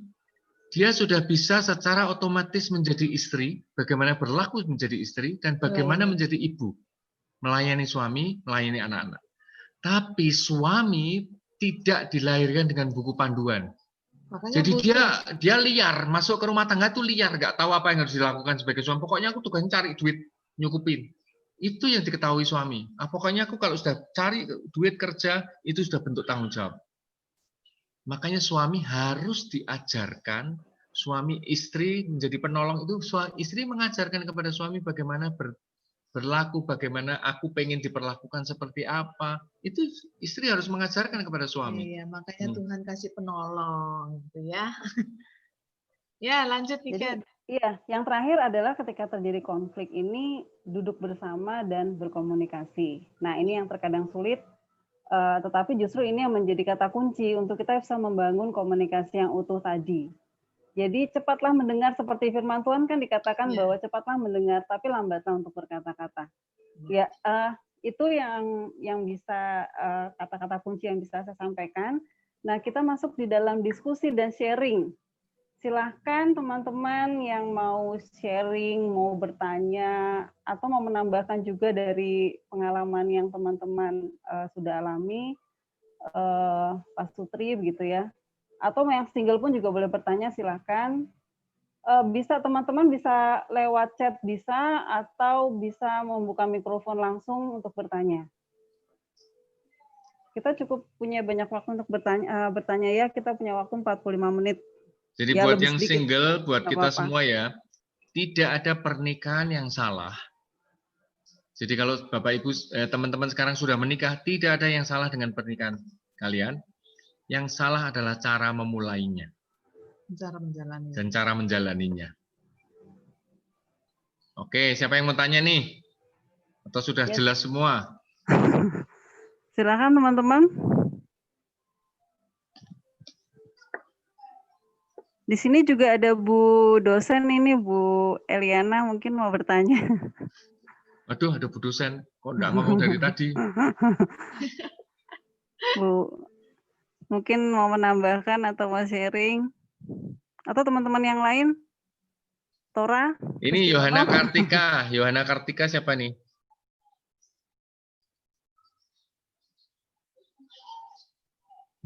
Ya, halo, selamat sore. Selamat sore, selamat malam. Ya, selamat malam.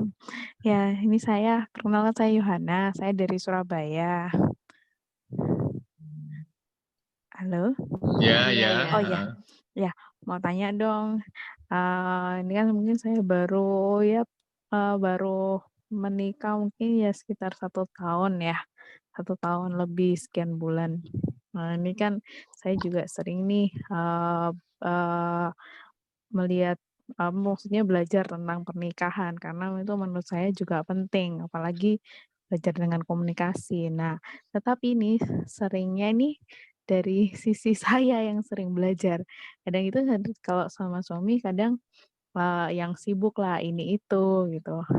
Mau tanya nih, kadang kan juga kayak usia pernikahan mungkin beda ya sama kayak pacaran mungkin yang sisi romantisnya itu jadi berkurang lah, dan sebagainya.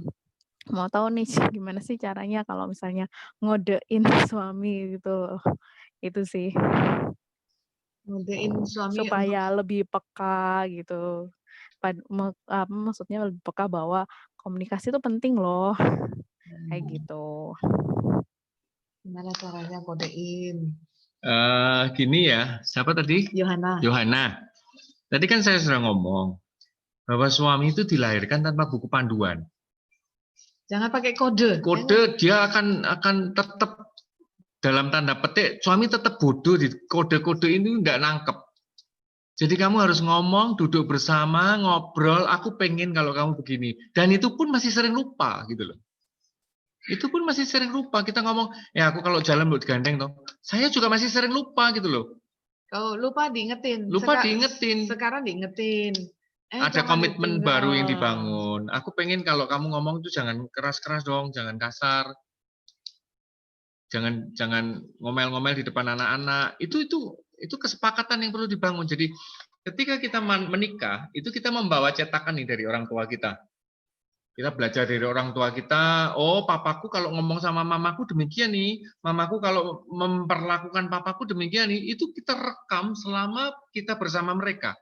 Dan secara tidak sadar, ketika kita masuk pernikahan, rekaman itu akan tertuang dalam pola kita berkomunikasi dengan pasangan, berkomunikasi dengan anak, bagaimana kita dulu diperlakukan oleh orang tua kita, itu akan tertuang dalam rumah tangga kita. Nah, kita mau seperti apa? Kalau kita pokoknya right or wrong is my family gitu kan.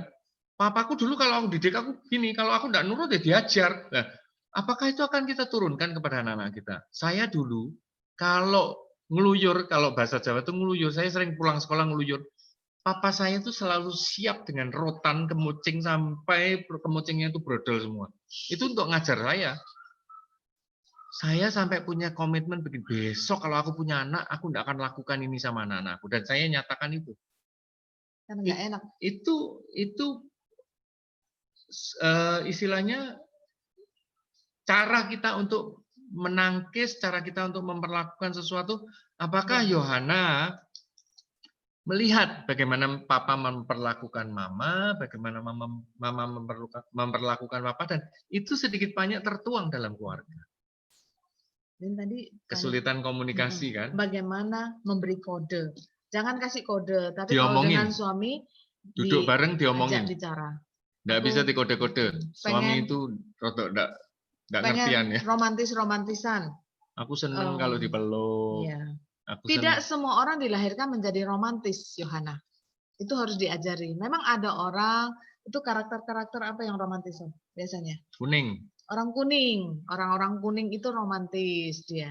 Tapi kalau orang romantis itu, tapi kalau orang kuning itu mudah janji sering lupa gitu kan. Itu banyak suami yang seperti itu, mudah janji nanti kamu tak beli ini nih, nanti kesini ya, tapi lupa gitu kan.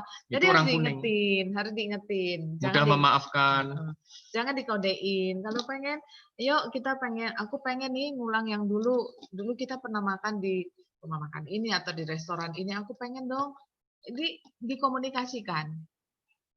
Kayak kelangsungan suatu keluarga itu tergantung di komunikasinya. Kalau kita pendam, terus keinginan-keinginan kita lama-lama kita kecewa.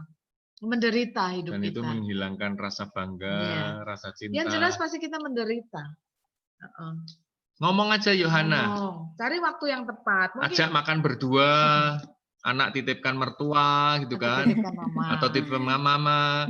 Terus ngobrol, aku tuh seneng loh kalau kamu pergi berdua gini, aku seneng. Kita bikin komitmen, kan biasanya pacaran tuh kan romantis, sering pergi berduaan. Setelah punya anak, sibuk ya, repot. Kalau punya anak itu kita nggak bisa ninggal anak, tapi itu harus diperjuangkan, harus diusahakan. Jadi tetap komitmen itu jalan. Sebulan sekali atau sebulan sekali terlalu lama ya, Yohana udah judek ya, seminggu sekali gitu janjian. Harus baby anaknya titip mertua. Mama atau titip mertua keluarlah. Kami dulu. Sekarang anak kita kan begitu kan? Ya, kami dulu punya anak. Ketika kami pengen berdua, kami punya babysitter yang menjagain anak kami. Anak kami itu kalau kita mau pergi, itu nangis kejer-kejer gitu. Mau ikut. Tapi kami paksakan, enggak, ini papa mama mau berdua. Terus begitu saya jalan kira-kira 100 meter dari rumah, saya telepon susternya. Sus, nangis enggak? Begitu bapak sama ibu pergi, anaknya langsung diem kok. Nah, ketika kita bisa diperdaya oleh anak kita, dia nangis-nangis terus kita iba, kita enggak jadi pergi, itu akan jadi senjatanya dia. Tapi ketika kita ngomong, kali ini papa mama pengen pergi berdua. Sekecil apapun anak itu harus dibiasakan dengan kalimat-kalimat yang benar. Kalimat-kalimat yang bukan, kalau saya ngomong, jangan ngomong dengan anak dengan bahasa anak. Kayak Donald Bebek nanti. Jadi kan, ngomong dengan anak pakailah bahasa yang benar. Papa mama mau pergi ya. Oma opa mau pergi ya, kungkung mau pergi ya. Dada, itu pakai bahasa yang nantinya akan dia pakai. Tapi kalau kita pakai bahasanya dia, cucu kami namanya Keona. Panggilnya Keke. Terus dia kalau menyebut dirinya sendiri, teteh. Apakah saya harus pakai, yuk teteh ikut yuk, teteh ikut? Enggak seperti itu. Kami panggil namanya. Yuk Keona, ikut. Jadi jangan menggunakan bahasa anak. Jadi ketika kita ngomong dengan suami, ketika ngomong dengan anak, kita enggak bisa ninggal anak. Itu alasan-alasan yang kita buat sendiri. Kita bisa ninggal anak kami 3. Dan kami tetap lakukan itu ketika anak-anak kami masih kecil dan kami percaya dengan babysitter, kami bisa tinggalkan paling 2 jam, saya tinggal dan kami tetap monitor. Bisa. Sekarang kita punya cucu. Nah, kalau anak dan menantu pengen me time. keluar me time, anak cucu titip kami. Ya kayaknya harus kita memang harus mengadakan waktu. Jadi nggak bisa hidup Ngerti terus sendiri. gelundung. Jadi kalau suami nggak bisa diajak omong, terus harus ngerti sendiri, nggak akan bisa. Suami itu harus diberitahu secara detail. Jadi kalau saya bicara corpus callosum, ada seorang pembicara yang ngomong, suami istri itu punya corpus callosum, otak tengah sini. Suami itu lebih kecil 30% dari wanita, lebih tipis 30% dari para perempuan. Jadi istri bisa melakukan hal-hal yang multitasking, bisa telepon sambil goreng, ngobrol sambil pegang susruk wajan, atau ngomong bayi sambil nyapu, itu bisa dilakukan semua. Tapi suami nggak bisa. Suami benar-benar ada barang dipindah tempat aja nggak tahu tempatnya. Teriak dulu dia, ininya di mana? Padahal cuma geser tempatnya. Itu laki-laki. Jadi kalau bicara dengan para suami, itu biasanya nada ketiga, nada yang jengkel, itu yang baru terdengar oleh suami. Saya mempraktekkan itu. Dia manggil saya, "How? Oh, makan." Saya masih asik dengan HP. "Oh, makan." Saya tetap tidak bergerak sampai, makan. Baru saya bergerak, ngomong kok nggak enak gitu toh. Lah aku ngomong yang enak kamu nggak denger gitu loh. Jadi kalau suami lagi asik, itu dia tuli 50%. Pendengarannya menurun 50%. Jadi kita tidak usah ngomong tapi senggol, yuk makan. Dijawil aja. Tapi kalau kamu ngomong, istri-istri ngomong, nggak akan digubris. Apalagi kalau baca koran, lagi nonton TV, kamu panggil yang ketiga baru dia bereaksi. Panggilan ketiga itu sudah jengkel para istri. Adam bilang panggilan cantik itu tidak didengar ya. Ini kok Yun sama Lius ketawa-ketawa ini gimana ini? Ya, Yohana, apalagi? Pengalaman. Pengalaman ya, Pak. Ini ada pertanyaan dari chat ini, Pak. Ya. Ada pertanyaan di chat dari Diantri Vienna. Saya pernah mendengar ungkapan anak yang lahir dari keluarga broken akan punya kecenderungan membangun keluarga yang broken juga. Bagaimana ya dengan hal ini? Gimana itu, Pak? Tadi saya katakan kan, hidup kita, pernikahan kita itu akan memultiplikasi pernikahan. Apakah kita percaya kalau saya lahir dari keluarga broken, keluargaku kan broken? Itu berarti kita mengaminkan apa yang menjadi sesuatu yang jelek terjadi dalam hidup kita. Kita harus putuskan bahwa kalau orang tuaku broken, aku harus hidup benar di hadapan Tuhan. Kayak tadi, kamu dipukul, kamu harus berkomitmen. Besok kalau punya anak, aku tidak akan memukul anakku. Bisa dilawan. Anak pembawa sial kamu. Saksian. Oh ya, saya mungkin dari keluarga yang tadi belum Kristen, orang tua saya. Saya izin ke toilet dulu ya. Jadi ketika saya masih kecil, itu saya sering dikatakan gini, kamu itu anak pembawa sial.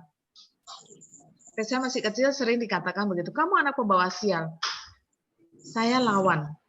Tambah saya lawan, tambah marah. Orang tua saya, papa saya akhirnya saya dirotan gitu. Enggak, saya bilang, enggak, aku bukan anak pembawa sial. Suatu saat, papa akan melihat dengan mata kepala sendiri bahwa aku bukan anak pembawa sial. Jadi begitu saya dikatakan anak pembawa sial dan saya ngelawan, saya bilang bukan, tambah dibilangin, besok keluargamu, hidupmu tidak akan senang. Ya, orang kuno ya, kadang kurang pengetahuan, jadi ngomongnya tuh asal keluar gini, sebenarnya hatinya tidak seperti begitu. Tapi kata-kata itu kan bermakna, kata-kata itu kan hidup. Jadi dari situ saya bilang, enggak, hidupku akan bahagia, hidupku akan senang. Papa akan melihat dengan mata kepala sendiri bahwa hidup itu baik-baik saja. Dan ketika saya sudah menikah, punya anak, punya keluarga seperti begini, orang tua saya main ke Semarang.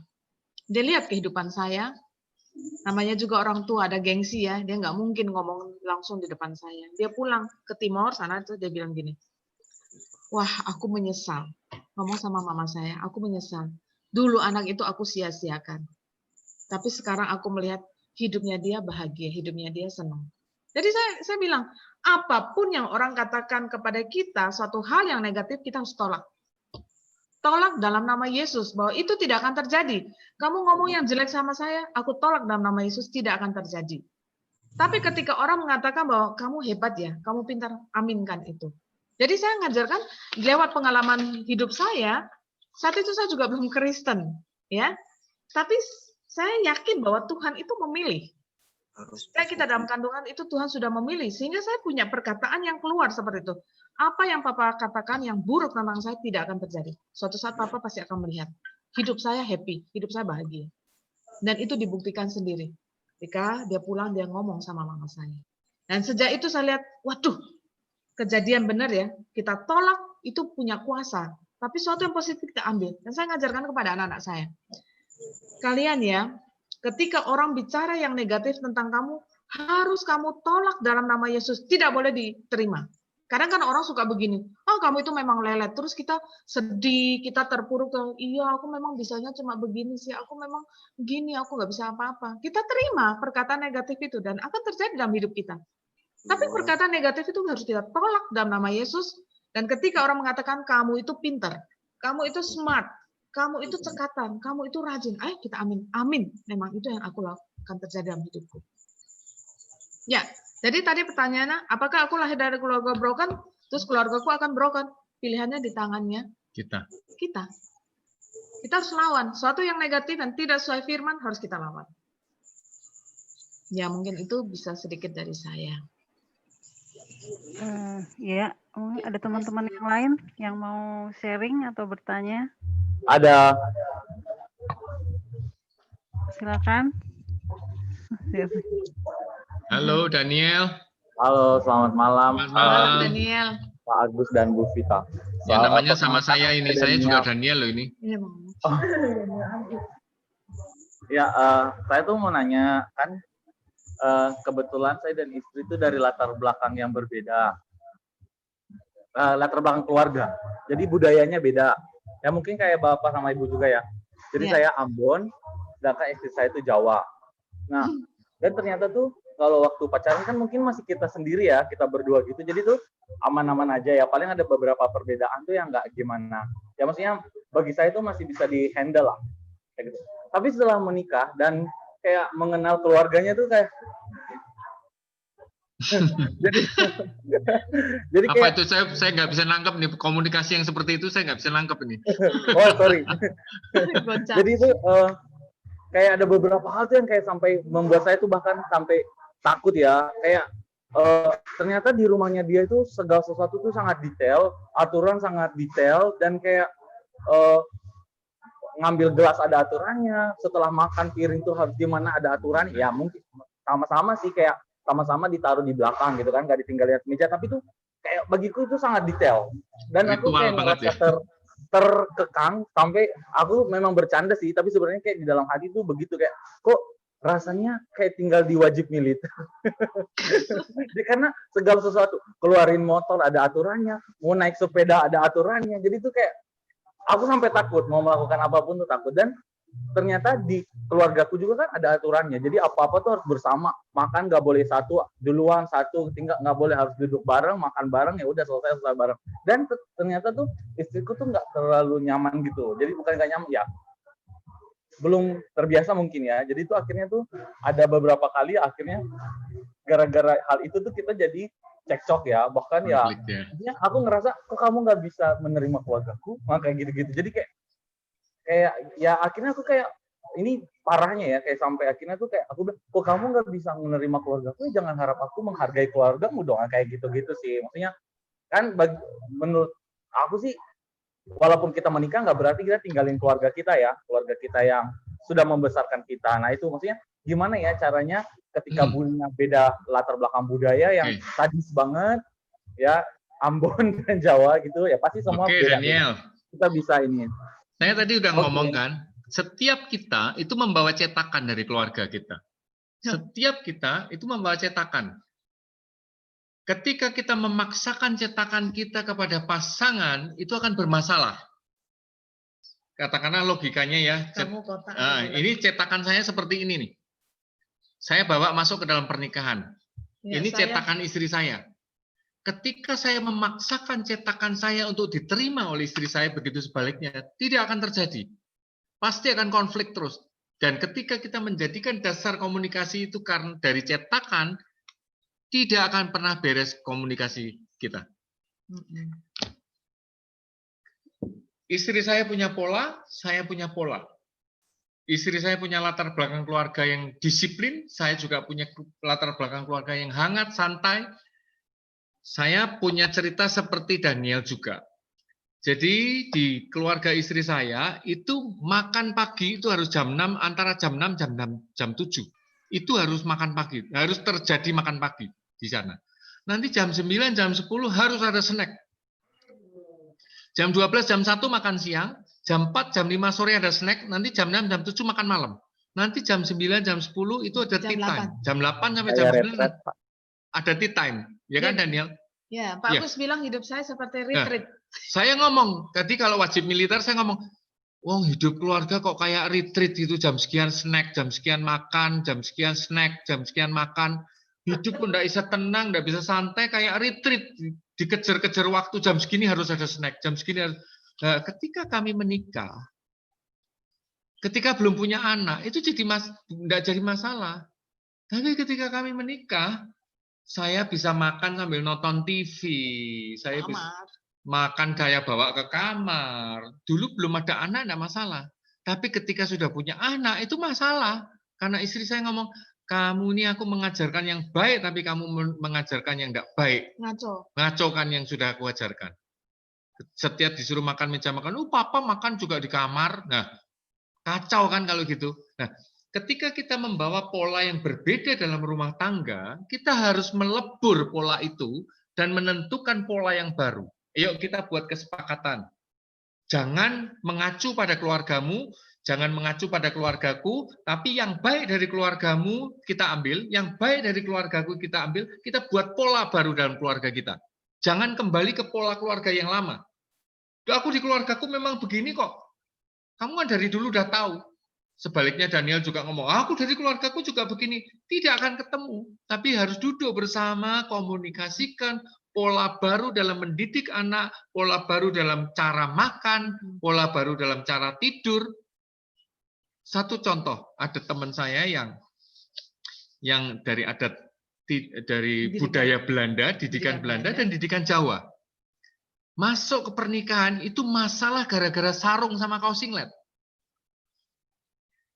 Kalau yang didikan Belanda, dia mau tidur, itu pakai pajamas gitu kan, piyama, satu set rajin, bagus.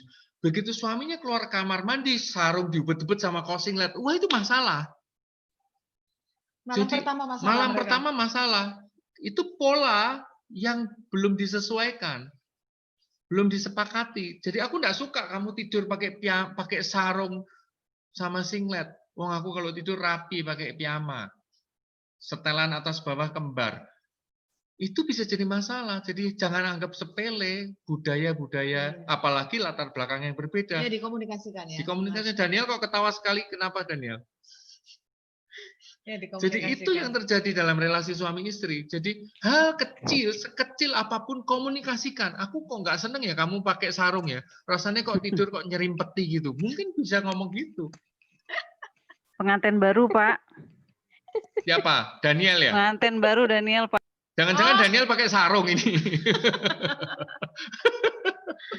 Jadi hal kecil bisa dikomunikasikan. Kebiasaan kita dari luar, nggak mandi dulu, nggak bersih-bersih, langsung duduk di ranjang, itu jadi masalah gitu loh. Apalagi lagi pandemi kayak gini. Jadi kita harus belajar mendengar tadi apa yang perlu istri kita apa yang perlu kita dengar dari istri kita, apa yang perlu kita dengar dari suami kita, itu yang jadi titik temunya.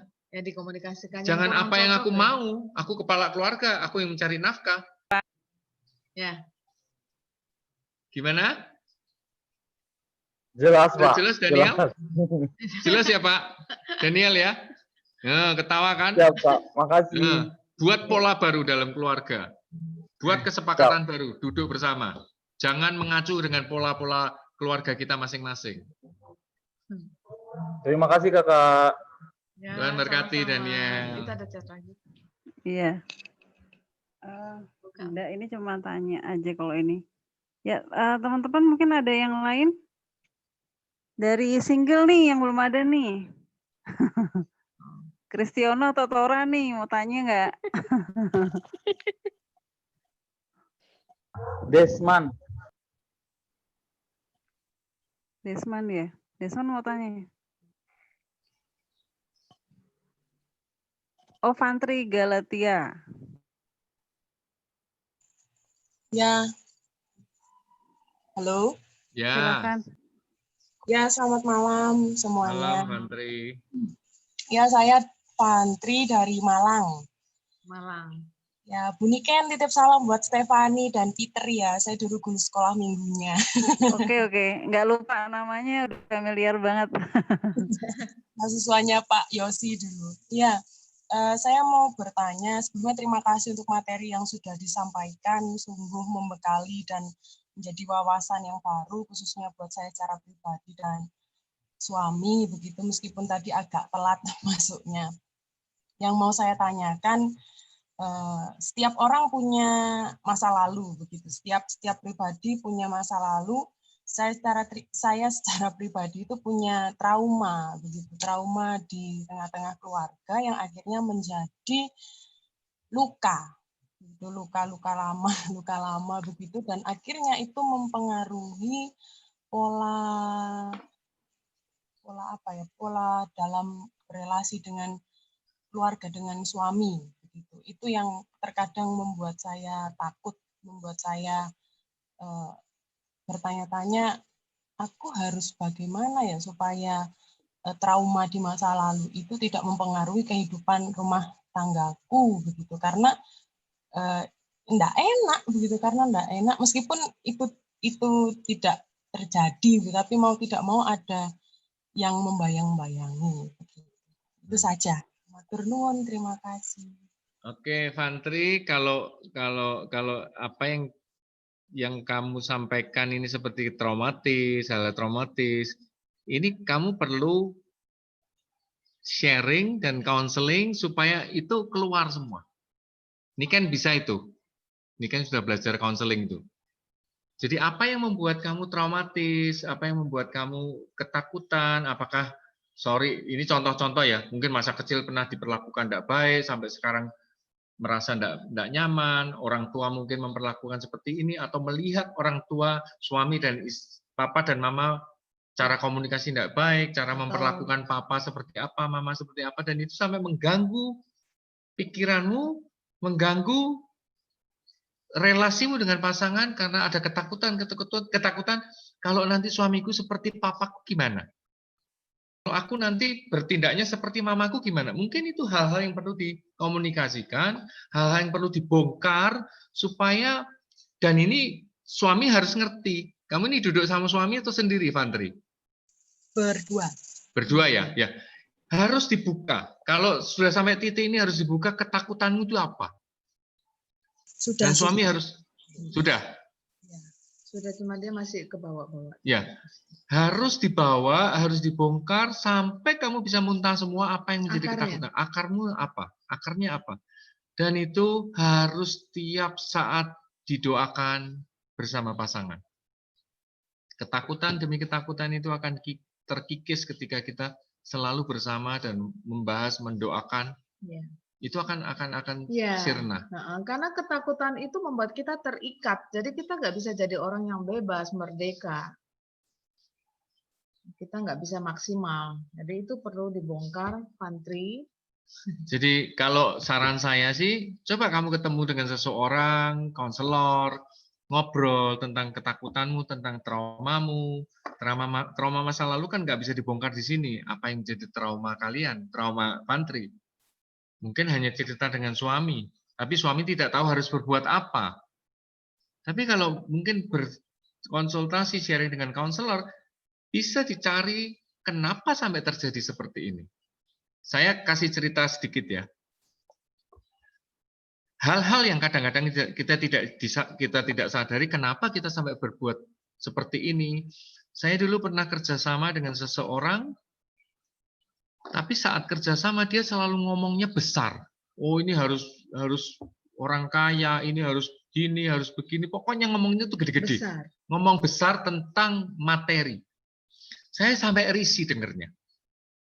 Tapi ketika suatu hari saya pernah ngobrol dengan dia tentang masa lalunya dia cerita demikian. Dulu waktu aku kecil, anaknya orang tua aku tuh berapa, 5 atau 6. Kalau papaku mau makan mie Jawa, mie tek-tek itu, nunggu anak-anaknya tidur semua. Nunggu anak-anaknya tidur dan dia pelan-pelan beli sepiring, dimakan berdua sama mamanya. Karena suami istri. Mama dan papanya. Mama dan papanya pelan-pelan makan mie Jawa sepiring berdua. Dan anak-anaknya mengintip dari tempat tidur, dari kamar tidur. Dan itu terbawa sampai dia dewasa bahwa dia tidak mau dilecehkan, dia tidak mau direndahkan kalau terkait dengan keuangan. Kalau terkait dengan finansial. Jadi kita harus gali, kenapa kok orang ini bisa sampai sombong seperti ini ya? Kita kalau lihat sepintas, orang ini sombong. Tapi kalau ketika kita melihat latar belakang cerita hidupnya, kita bisa jatuh kasihan dengan dia. Ada satu lagi cerita. Ada seorang hamba Tuhan. Dia tidak pernah pakai kata embel-embel pendeta di depan namanya, tapi doktornya yang dipakai. Sampai ada satu jemaat yang menulis surat kepada gereja, saya tidak butuh doktor, saya butuh pendeta. Kalau kita lihat orang ini, rasanya kok mau pakai nama pendeta aja kok sungkan, kok nggak mau, kenapa? Malu kenapa? Ternyata dia ingin menunjukkan doktornya karena masa kecilnya itu dia dibully, dianggap bodoh, dianggap nggak bisa sekolah, dianggap nggak mampu. Nah, ketika dia mencapai ke titik maksimal pendidikan, dia ingin menunjukkan bahwa ini loh aku, eksistensiku itu seperti ini. Jadi kalau seseorang sampai mengalami sesuatu seperti apa yang dialami oleh Fantri, ada ketakutan, ada trauma. Kenapa gitu loh? Ini kita bisa trauma. Kita tadi bicara soal kesombongan, soal pengen bergaya, pengen menunjukkan tingkat pendidikannya. Tapi kalau sampai trauma itu terbawa sampai sekarang, perlu digali. Macam-macam yang bisa menyebabkan sampai itu terbawa sampai hari ini. Dan itu yang perlu dikorek sampai tuntas dan perlu ketemu dengan orang yang tepat untuk bisa mengerti dan bagaimana menterapi Fantri supaya bisa menghilangkan trauma-trauma masa lalu. Dan itu akan kita bisa melangkah ke depan. Saya belajar grafologi. Sekian beberapa tahun lalu saya belajar grafologi dan saya belajar membaca tulisan tangan. Dari tulisan tangan saya bisa baca, oh orang ini masih terikat dengan masa lalunya. Masih terganggu dengan masa lalunya, sehingga ending hidupnya itu selalu turun. Dia tidak punya motivasi-motivasi untuk maju. Karena terbebani oleh masa lalunya. Dia begitu mau maju, oh, aku tapi orangnya begini kok. Oh, tapi aku dari keluarga gini. Oh, aku dari keluarga ini. Jangan-jangan aku nanti tidak akan bisa. Dia tidak akan pernah bisa mencapai tujuannya karena masa lalu yang mengikat dia. Jadi Fantri harus membongkar masa lalu itu seperti apa sehingga tidak terganggu ketika kita mau maju. seolah-olah ditarik ke belakang. Jadi itu yang harus kita perhatikan. Ini bukan sesuatu yang simple, tapi ketika kita tahu bahwa, oh aku harus bongkar ini, aku harus bongkar sampai ke akar-akarnya, kenapa aku seperti ini. Oke? Itu Fantri. Iya, terima kasih. Oke. Iya, mungkin bisa satu orang lagi kalau mau tanya atau sharing, karena waktunya 10 menit lagi. Silakan. Oh, ini ada dari chat ini, Pak. Sebentar. Saya kan tipe orang kuning, sedangkan istri saya ungu. Ini dari Parulian Hutagaul.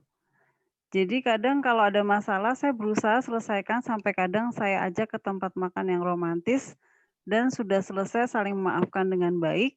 Tapi kadang kalau ada masalah lagi sering terungkap lagi. Nah, yang mau saya tanyakan, komunikasi sampai secara roh itu bagaimana ya caranya, Kak? Apa ada yang dari komunikasi kami ada yang kurang? Mohon wejangannya, matur nuwun. Ya, Ya, gimana itu, Pak Pak? Rulian ya. Saya tipenya sama, saya kuning, istri saya ungu. Saya kalau ngomong, kalau bicara dalam forum Zoom seperti ini ya, ketika saya punya statement-statement, kamu dapat dari mana itu? Ada sumbernya enggak? Kamu sudah cek internet atau belum? Jadi dia selalu based on data. Kalau saya based on berani, pokoknya ngomong dulu. Kalau salah, oh iya toh, salah toh. Paling gitu, saya bisa seperti itu. Oh ya keliru toh, ya minta maaf kalau saya sudah keliru. Nah itu dulu saya sering seperti itu. Tapi sekarang saya based on data juga sih, karena istri saya seperti itu. Jadi kuning dan ungu itu adalah karakter yang bertolak belakang. Jadi kalau orang kuning itu pokoknya yang cool, permukaan, yang seneng-seneng, yang romantis. Istriku kalau diajak makan mesti seneng. Ya memang seneng, tapi dia enggak bisa. Jadi kalau kita baca di karakter itu ya, orang ungu itu pendendam. Negatifnya ya, pendendam dan selalu ingat kesalahan. Jadi kita tidak bisa hiburkan dengan permukaan, dijak makan, romantis, bagi kita selesai. Enggak, dia butuh bicara. Dia butuh bicara. Orang ungu butuh, istri saya selalu ngomong, aku lebih baik ribut, tapi masalah tuntas daripada dibiarin, seolah-olah nggak ada cara, nggak ada masalah, dan seolah-olah kelihatan selesai. Dibungkus, cuma dibungkus, dikasih kemasan. Ini loh, tak seneng-seneng kayak aku kasih ajak kamu makan ke restoran, pikirnya udah selesai, happy. Itu semua sesaat. Tapi yang lebih yang dibutuhkan itu, ayo duduk. Kamu Jadi, marah kenapa? Perbedaan ungu dan kuning yang paling mencolok, orang kuning, saya, mungkin siapa tadi, siapa? Parlian. Nah, orang kuning itu energinya didapat ketika berkumpul dalam komunitas, ketika bertemu dengan orang-orang, ketika dalam keramaian, itu energinya wah meningkat. Dia dapat energi dari sana. Orang ungu mungkin bisa dalam waktu 1 jam pertama atau 2 jam pertama, tapi setelah itu dia akan exhausted. Orang ungu energinya didapat ketika dia dalam kesendirian dan dalam ketenangan. Yang saya saksikan seperti ini, ketika di rumah ada pesta, ada tamu, ada persekutuan, terus makan-makan, istri saya bisa menyiapkan makan selesai, saya begitu melayani teman, rame, istri saya sudah mulai beres-beresin piring, itu kan ke belakang, semua pada pamit pulang. Istri saya masuk kamar mandi, beres-beres, saya juga selesai beres-beres, saya sudah mulai tepar. Tapi habis mandi, istri saya seger lagi dia. Dalam kesendiriannya, setelah mandi dia seger dan ngobrol sama saya. Ajak ngobrol. Tapi saya sudah tepar. Jadi istri saya ngobrol, cerita-cerita, saya tidur. Makin jengkel dia. Itu yang terjadi dalam komunikasi kami. Ungu dan kuning, itu perbedaannya seperti itu. Saya energinya didapat ketika saya rame. Istri saya capek kalau terlalu rame dan terlalu lama beramai-ramai begitu. Dan ketika dia sudah masuk kamar mandi, siram air, tenang, dia energinya naik lagi. Malam pengen ngobrol sama saya sudah tepar. Nah, itu perbedaan-perbedaan yang perlu diketahui suami istri dengan karakter yang kita tahu. Oh, ternyata istriku seperti ini. Istri saya ngerti, saya itu orang kuning. Gampang janji. Yuk nanti ke sana, yuk nanti ke sini, nanti makan ini. Tapi kamu tuh katanya mau ngajak aku ke sini, katanya mau ngajak aku ke sini, tapi kok enggak anjingnya. Tapi kok janji tok nggak dilakukan. Orang kuning itu mudah janji, gampang lupa. Itu yang harus kita catat. Kelemahan-kelemahan itu harus kita tahu. Jangan sampai kita tahu, istri saya sudah tahu. Kamu tuh gampang janji, gampang lupa. Ya, kamu sudah tahu kelemahanku, ya kamu ingetin aku. Itu tuh tujuannya, ingetin aku. Kata kuncinya ingetin aku kalau memang orang kuning seperti itu. Dan orang ungu perlu data, perlu duduk bareng menyelesaikan masalah. Jadi tidak bisa dihibur cuma dengan makan malam. Dianggap masalah selesai, tidak bisa. Harus duduk. Kamu tadi kok sampai jengkel ke aku kenapa? Kamu kok sampai marah seperti itu kenapa? Cara minta maafnya cuma dengan makan malam. Tidak bisa. Dia akan masih nyimpen terus sampai masalah itu tuntas. Kalaupun tidak malam itu tidak diselesaikan, dia masih nyimpen dulu ya kamu gini ya waktu sebelum kamu ngajak aku makan malam, makan malamnya diingat. Tapi momentumnya, jengkelnya dia juga tetap ingat. Itu yang perlu dipahami. Ya, ya mungkin karena saya tipenya ungu. Jadi ketika masalah itu diselesaikan, katakanlah kami duduk ribut gitu, saya ngomong, kamu tadi bicara kok kayak gini, maksudmu apa? Diskusi gitu. Kalau sudah selesai, saya juga lupa. Karena kadang tuh kita diskusi ngomong, kemarin kita ribut tuh kenapa ya? Udah lupa. Kenapa? Karena udah selesai. Tapi kalau tidak diselesaikan ya itu bertahun-tahun masih ingat terus. Ada seorang motivator yang ngomong, perempuan itu ahli sejarah. Dia bisa ingat peristiwa setahun yang lalu, 3 tahun yang lalu, bahkan masa-masa pacaran dulu. Dia bisa ingat terus. Karena perempuan itu ahli sejarah. Dia bisa mengungkit masa lalu untuk disajikan hari ini. Itu kalau tidak beres. Kita tidak tuntaskan, apalagi orang ungu. Dia akan ingat terus itu. Tidak mungkin lupa. Oke? Terima kasih, Kak. Terima kasih, Pak Parulian. Semoga memberkati. Sangat memberkati. Jadi, pahami perbedaan karakter, pahami kelemahan-kelemahannya, pahami kelebihan-kelebihannya, dan push kelebihan itu. Siap. Ya. Terima kasih Pak Agus dan Bu Vita untuk sharingnya buat kami semua, tips dan triknya juga gitu ya. Jadi kalau tadi sih sebenarnya dari banyak diskusi, pertanyaan dan sharing tadi, satu hal aja yang saya tangkap sih, jadi mengenali pasangan dengan baik dan juga diri kita. Jadi ketika kita sudah kenal diri kita, beres dengan diri kita pun juga bisa berempati mengenal bagaimana pasangan kita, dan relasi kita juga lebih baik dengan pasangan kita. Jadi ketika kita nggak selesai dengan diri kita, pastinya itu juga akan berakibat ke relasi dengan pasangan kita, bahkan mungkin dengan anak-anak kita juga. Ya, betul. Ya, mungkin satu poin sebelum diakhiri ya, Niken ya. Tadi saya katakan ada 5 poin kan. Berpikir seperti apa yang pasangan kita pikirkan. Merasakan seperti apa yang pasangan kita rasakan. Ketika konflik terjadi, saya ngomongin ketika konflik terjadi. Kenapa kok sampai konflik ya? Berpikirlah seperti apa yang dipikirkan pasangan. Merasakan seperti apa yang dirasakan pasangan. Berpindah posisi. Aku jadi dia. Aku melihat ini seperti apa? Perspektifku tentang penyebab konfliknya apa? Ketika kita punya perspektif yang sama, sudut pandang yang sama, kita bisa punya persepsi yang sama untuk setiap konflik yang terjadi. Oh, ternyata kamu jengkel ya? Gara-gara aku ngomong, iya. Ya wes, aku sorry ya. Aku sorry. Aku kalau digituin juga aku tidak seneng kok. Nah, akhirnya clear.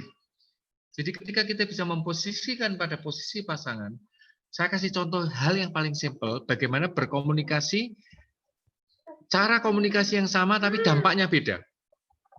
Saya sudah hampir 60 tahun cucu 1, makan selalu dikontrol sama istri saya dulu. Jangan banyak-banyak, jangan banyak-banyak gitu kan. Kadang-kadang darah tinggi itu bukan karena makanan, tapi karena sering dilarang gitu kan. Jangan makan ini, jangan makan ini. Bukan karena makanannya, tapi karena larangannya yang buat kita darah tinggi. Nah, ketika saya ngomong, aku enggak, ini makan ini nggak boleh, ini nggak boleh, terus suruh makan apa? Ya bukan nggak boleh, makannya dikit. Enggak apa-apa lah, makan aja. Istri saya ketika melarang saya, jangan makan ini, jangan, saya ndablek. Ya tetap makan, tapi saya juga kira-kira. Tapi ketika si istri saya ngomong gini, kalau kamu makan seperti itu tuh kamu nggak sayang aku loh. Nggak sayang anak-anak. Ngerti maksudnya ya? Kalau saya lanjutkan kalimatnya, kalau kamu makan kayak gitu terus, nanti kamu sakit, nanti kamu mati, itu kamu berarti nggak sayang sama aku. Saya lanjutkan sendiri itu kalimat itu. Sejak saat itu, cara pikir saya berubah. Ketika pola komunikasi diganti, diubah, bukan larangan, tapi objeknya diganti aku. Kamu tidak sayang sama aku, kamu tidak sayang sama anak-anak. Saya mulai berpikir, mungkin bagi kamu tidak masalah, tapi bagi aku masalah. Ketika objeknya nih, kamu kok gini, kamu kok gini, kamu ketika kita ngomong kamu, kita merasa tertuduh dan kita akan membela diri. Tapi ketika aku seneng kalau kamu begini, aku tidak suka kalau kamu melakukan ini, aku pengen kamu melakukan ini. Ketika aku terus, kita akan datang mendekat untuk merekonsiliasi relasi. Oke nih Ken, semoga memberkati. Ya, terima kasih Pak Agus dan Bu Vita. Kami atas nama Perkantas Salatiga mengucapkan terima kasih kepada Pak Agus dan Bu Vita atas pelayanannya di webinar sore ini. Sangat memberkati, sangat membekali kami semua gitu ya, menguatkan kami juga. Semoga bisa kami terapkan. Jadi nggak cuma dengar aja gitu, tapi benar-benar kami bisa terapkan di kehidupan kami masing-masing, baik kami yang sudah berkeluarga maupun yang nanti akan berkeluarga gitu.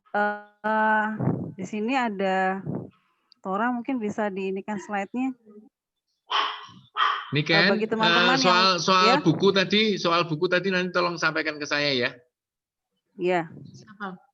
Berapa orang nanti saya kirim ke Niken. Tadi ada beberapa yang memang yang menjawab Tuhan, tapi saya nggak mencatat namanya. Ada beberapa nanti coba dilihat, saya lihat ya. Jadi ada bagi teman-teman yang mau mendukung pelayanan kami PAK Perkantas Salatiga, ada nomor rekening Perkantas BCA ini, silakan bisa dibaca sendiri. Iya. Yaitu silakan teman-teman yang mau mendukung pelayanan PAK bisa ikut ambil bagian memberikan persembahan. Selanjutnya kita akan masuk di doa. Ini kan slide-nya yang tadi yang ada foto kami, kembaliin coba. Saya mau dokumentasi. Ya. Oh ini ya, oke. Ada foto peserta juga mestinya.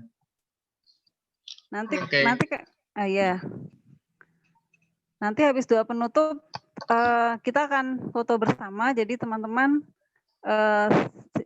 bertahan dulu. Setelah ini kita akan doa. Ini kita akan doa penutup. Minta untuk Kak Chandra yang akan memimpin kita di doa penutup. Oke, baik, mari teman-teman semua kita bersatu hati dalam doa. Bapa di surga, sungguh kami mengucap syukur untuk webinar Pak Sutri yang sudah berjalan pada sore hari ini. Sungguh kami bersyukur untuk Pak Agus dan Bu Vita yang boleh menyampaikan pengalaman hidup. Dan kami berdoa Tuhan supaya kami semua yang ada di room ini sebagai pasangan suami istri, Tuhan menolong kami supaya relasi kami dengan Tuhan itu semakin intim, relasi kami dengan suami atau istri juga semakin intim. Tuhan kiranya menolong kami supaya komunikasi kami juga semakin baik. Semakin hari kami boleh semakin mengasihi Tuhan dan mengasihi pasangan.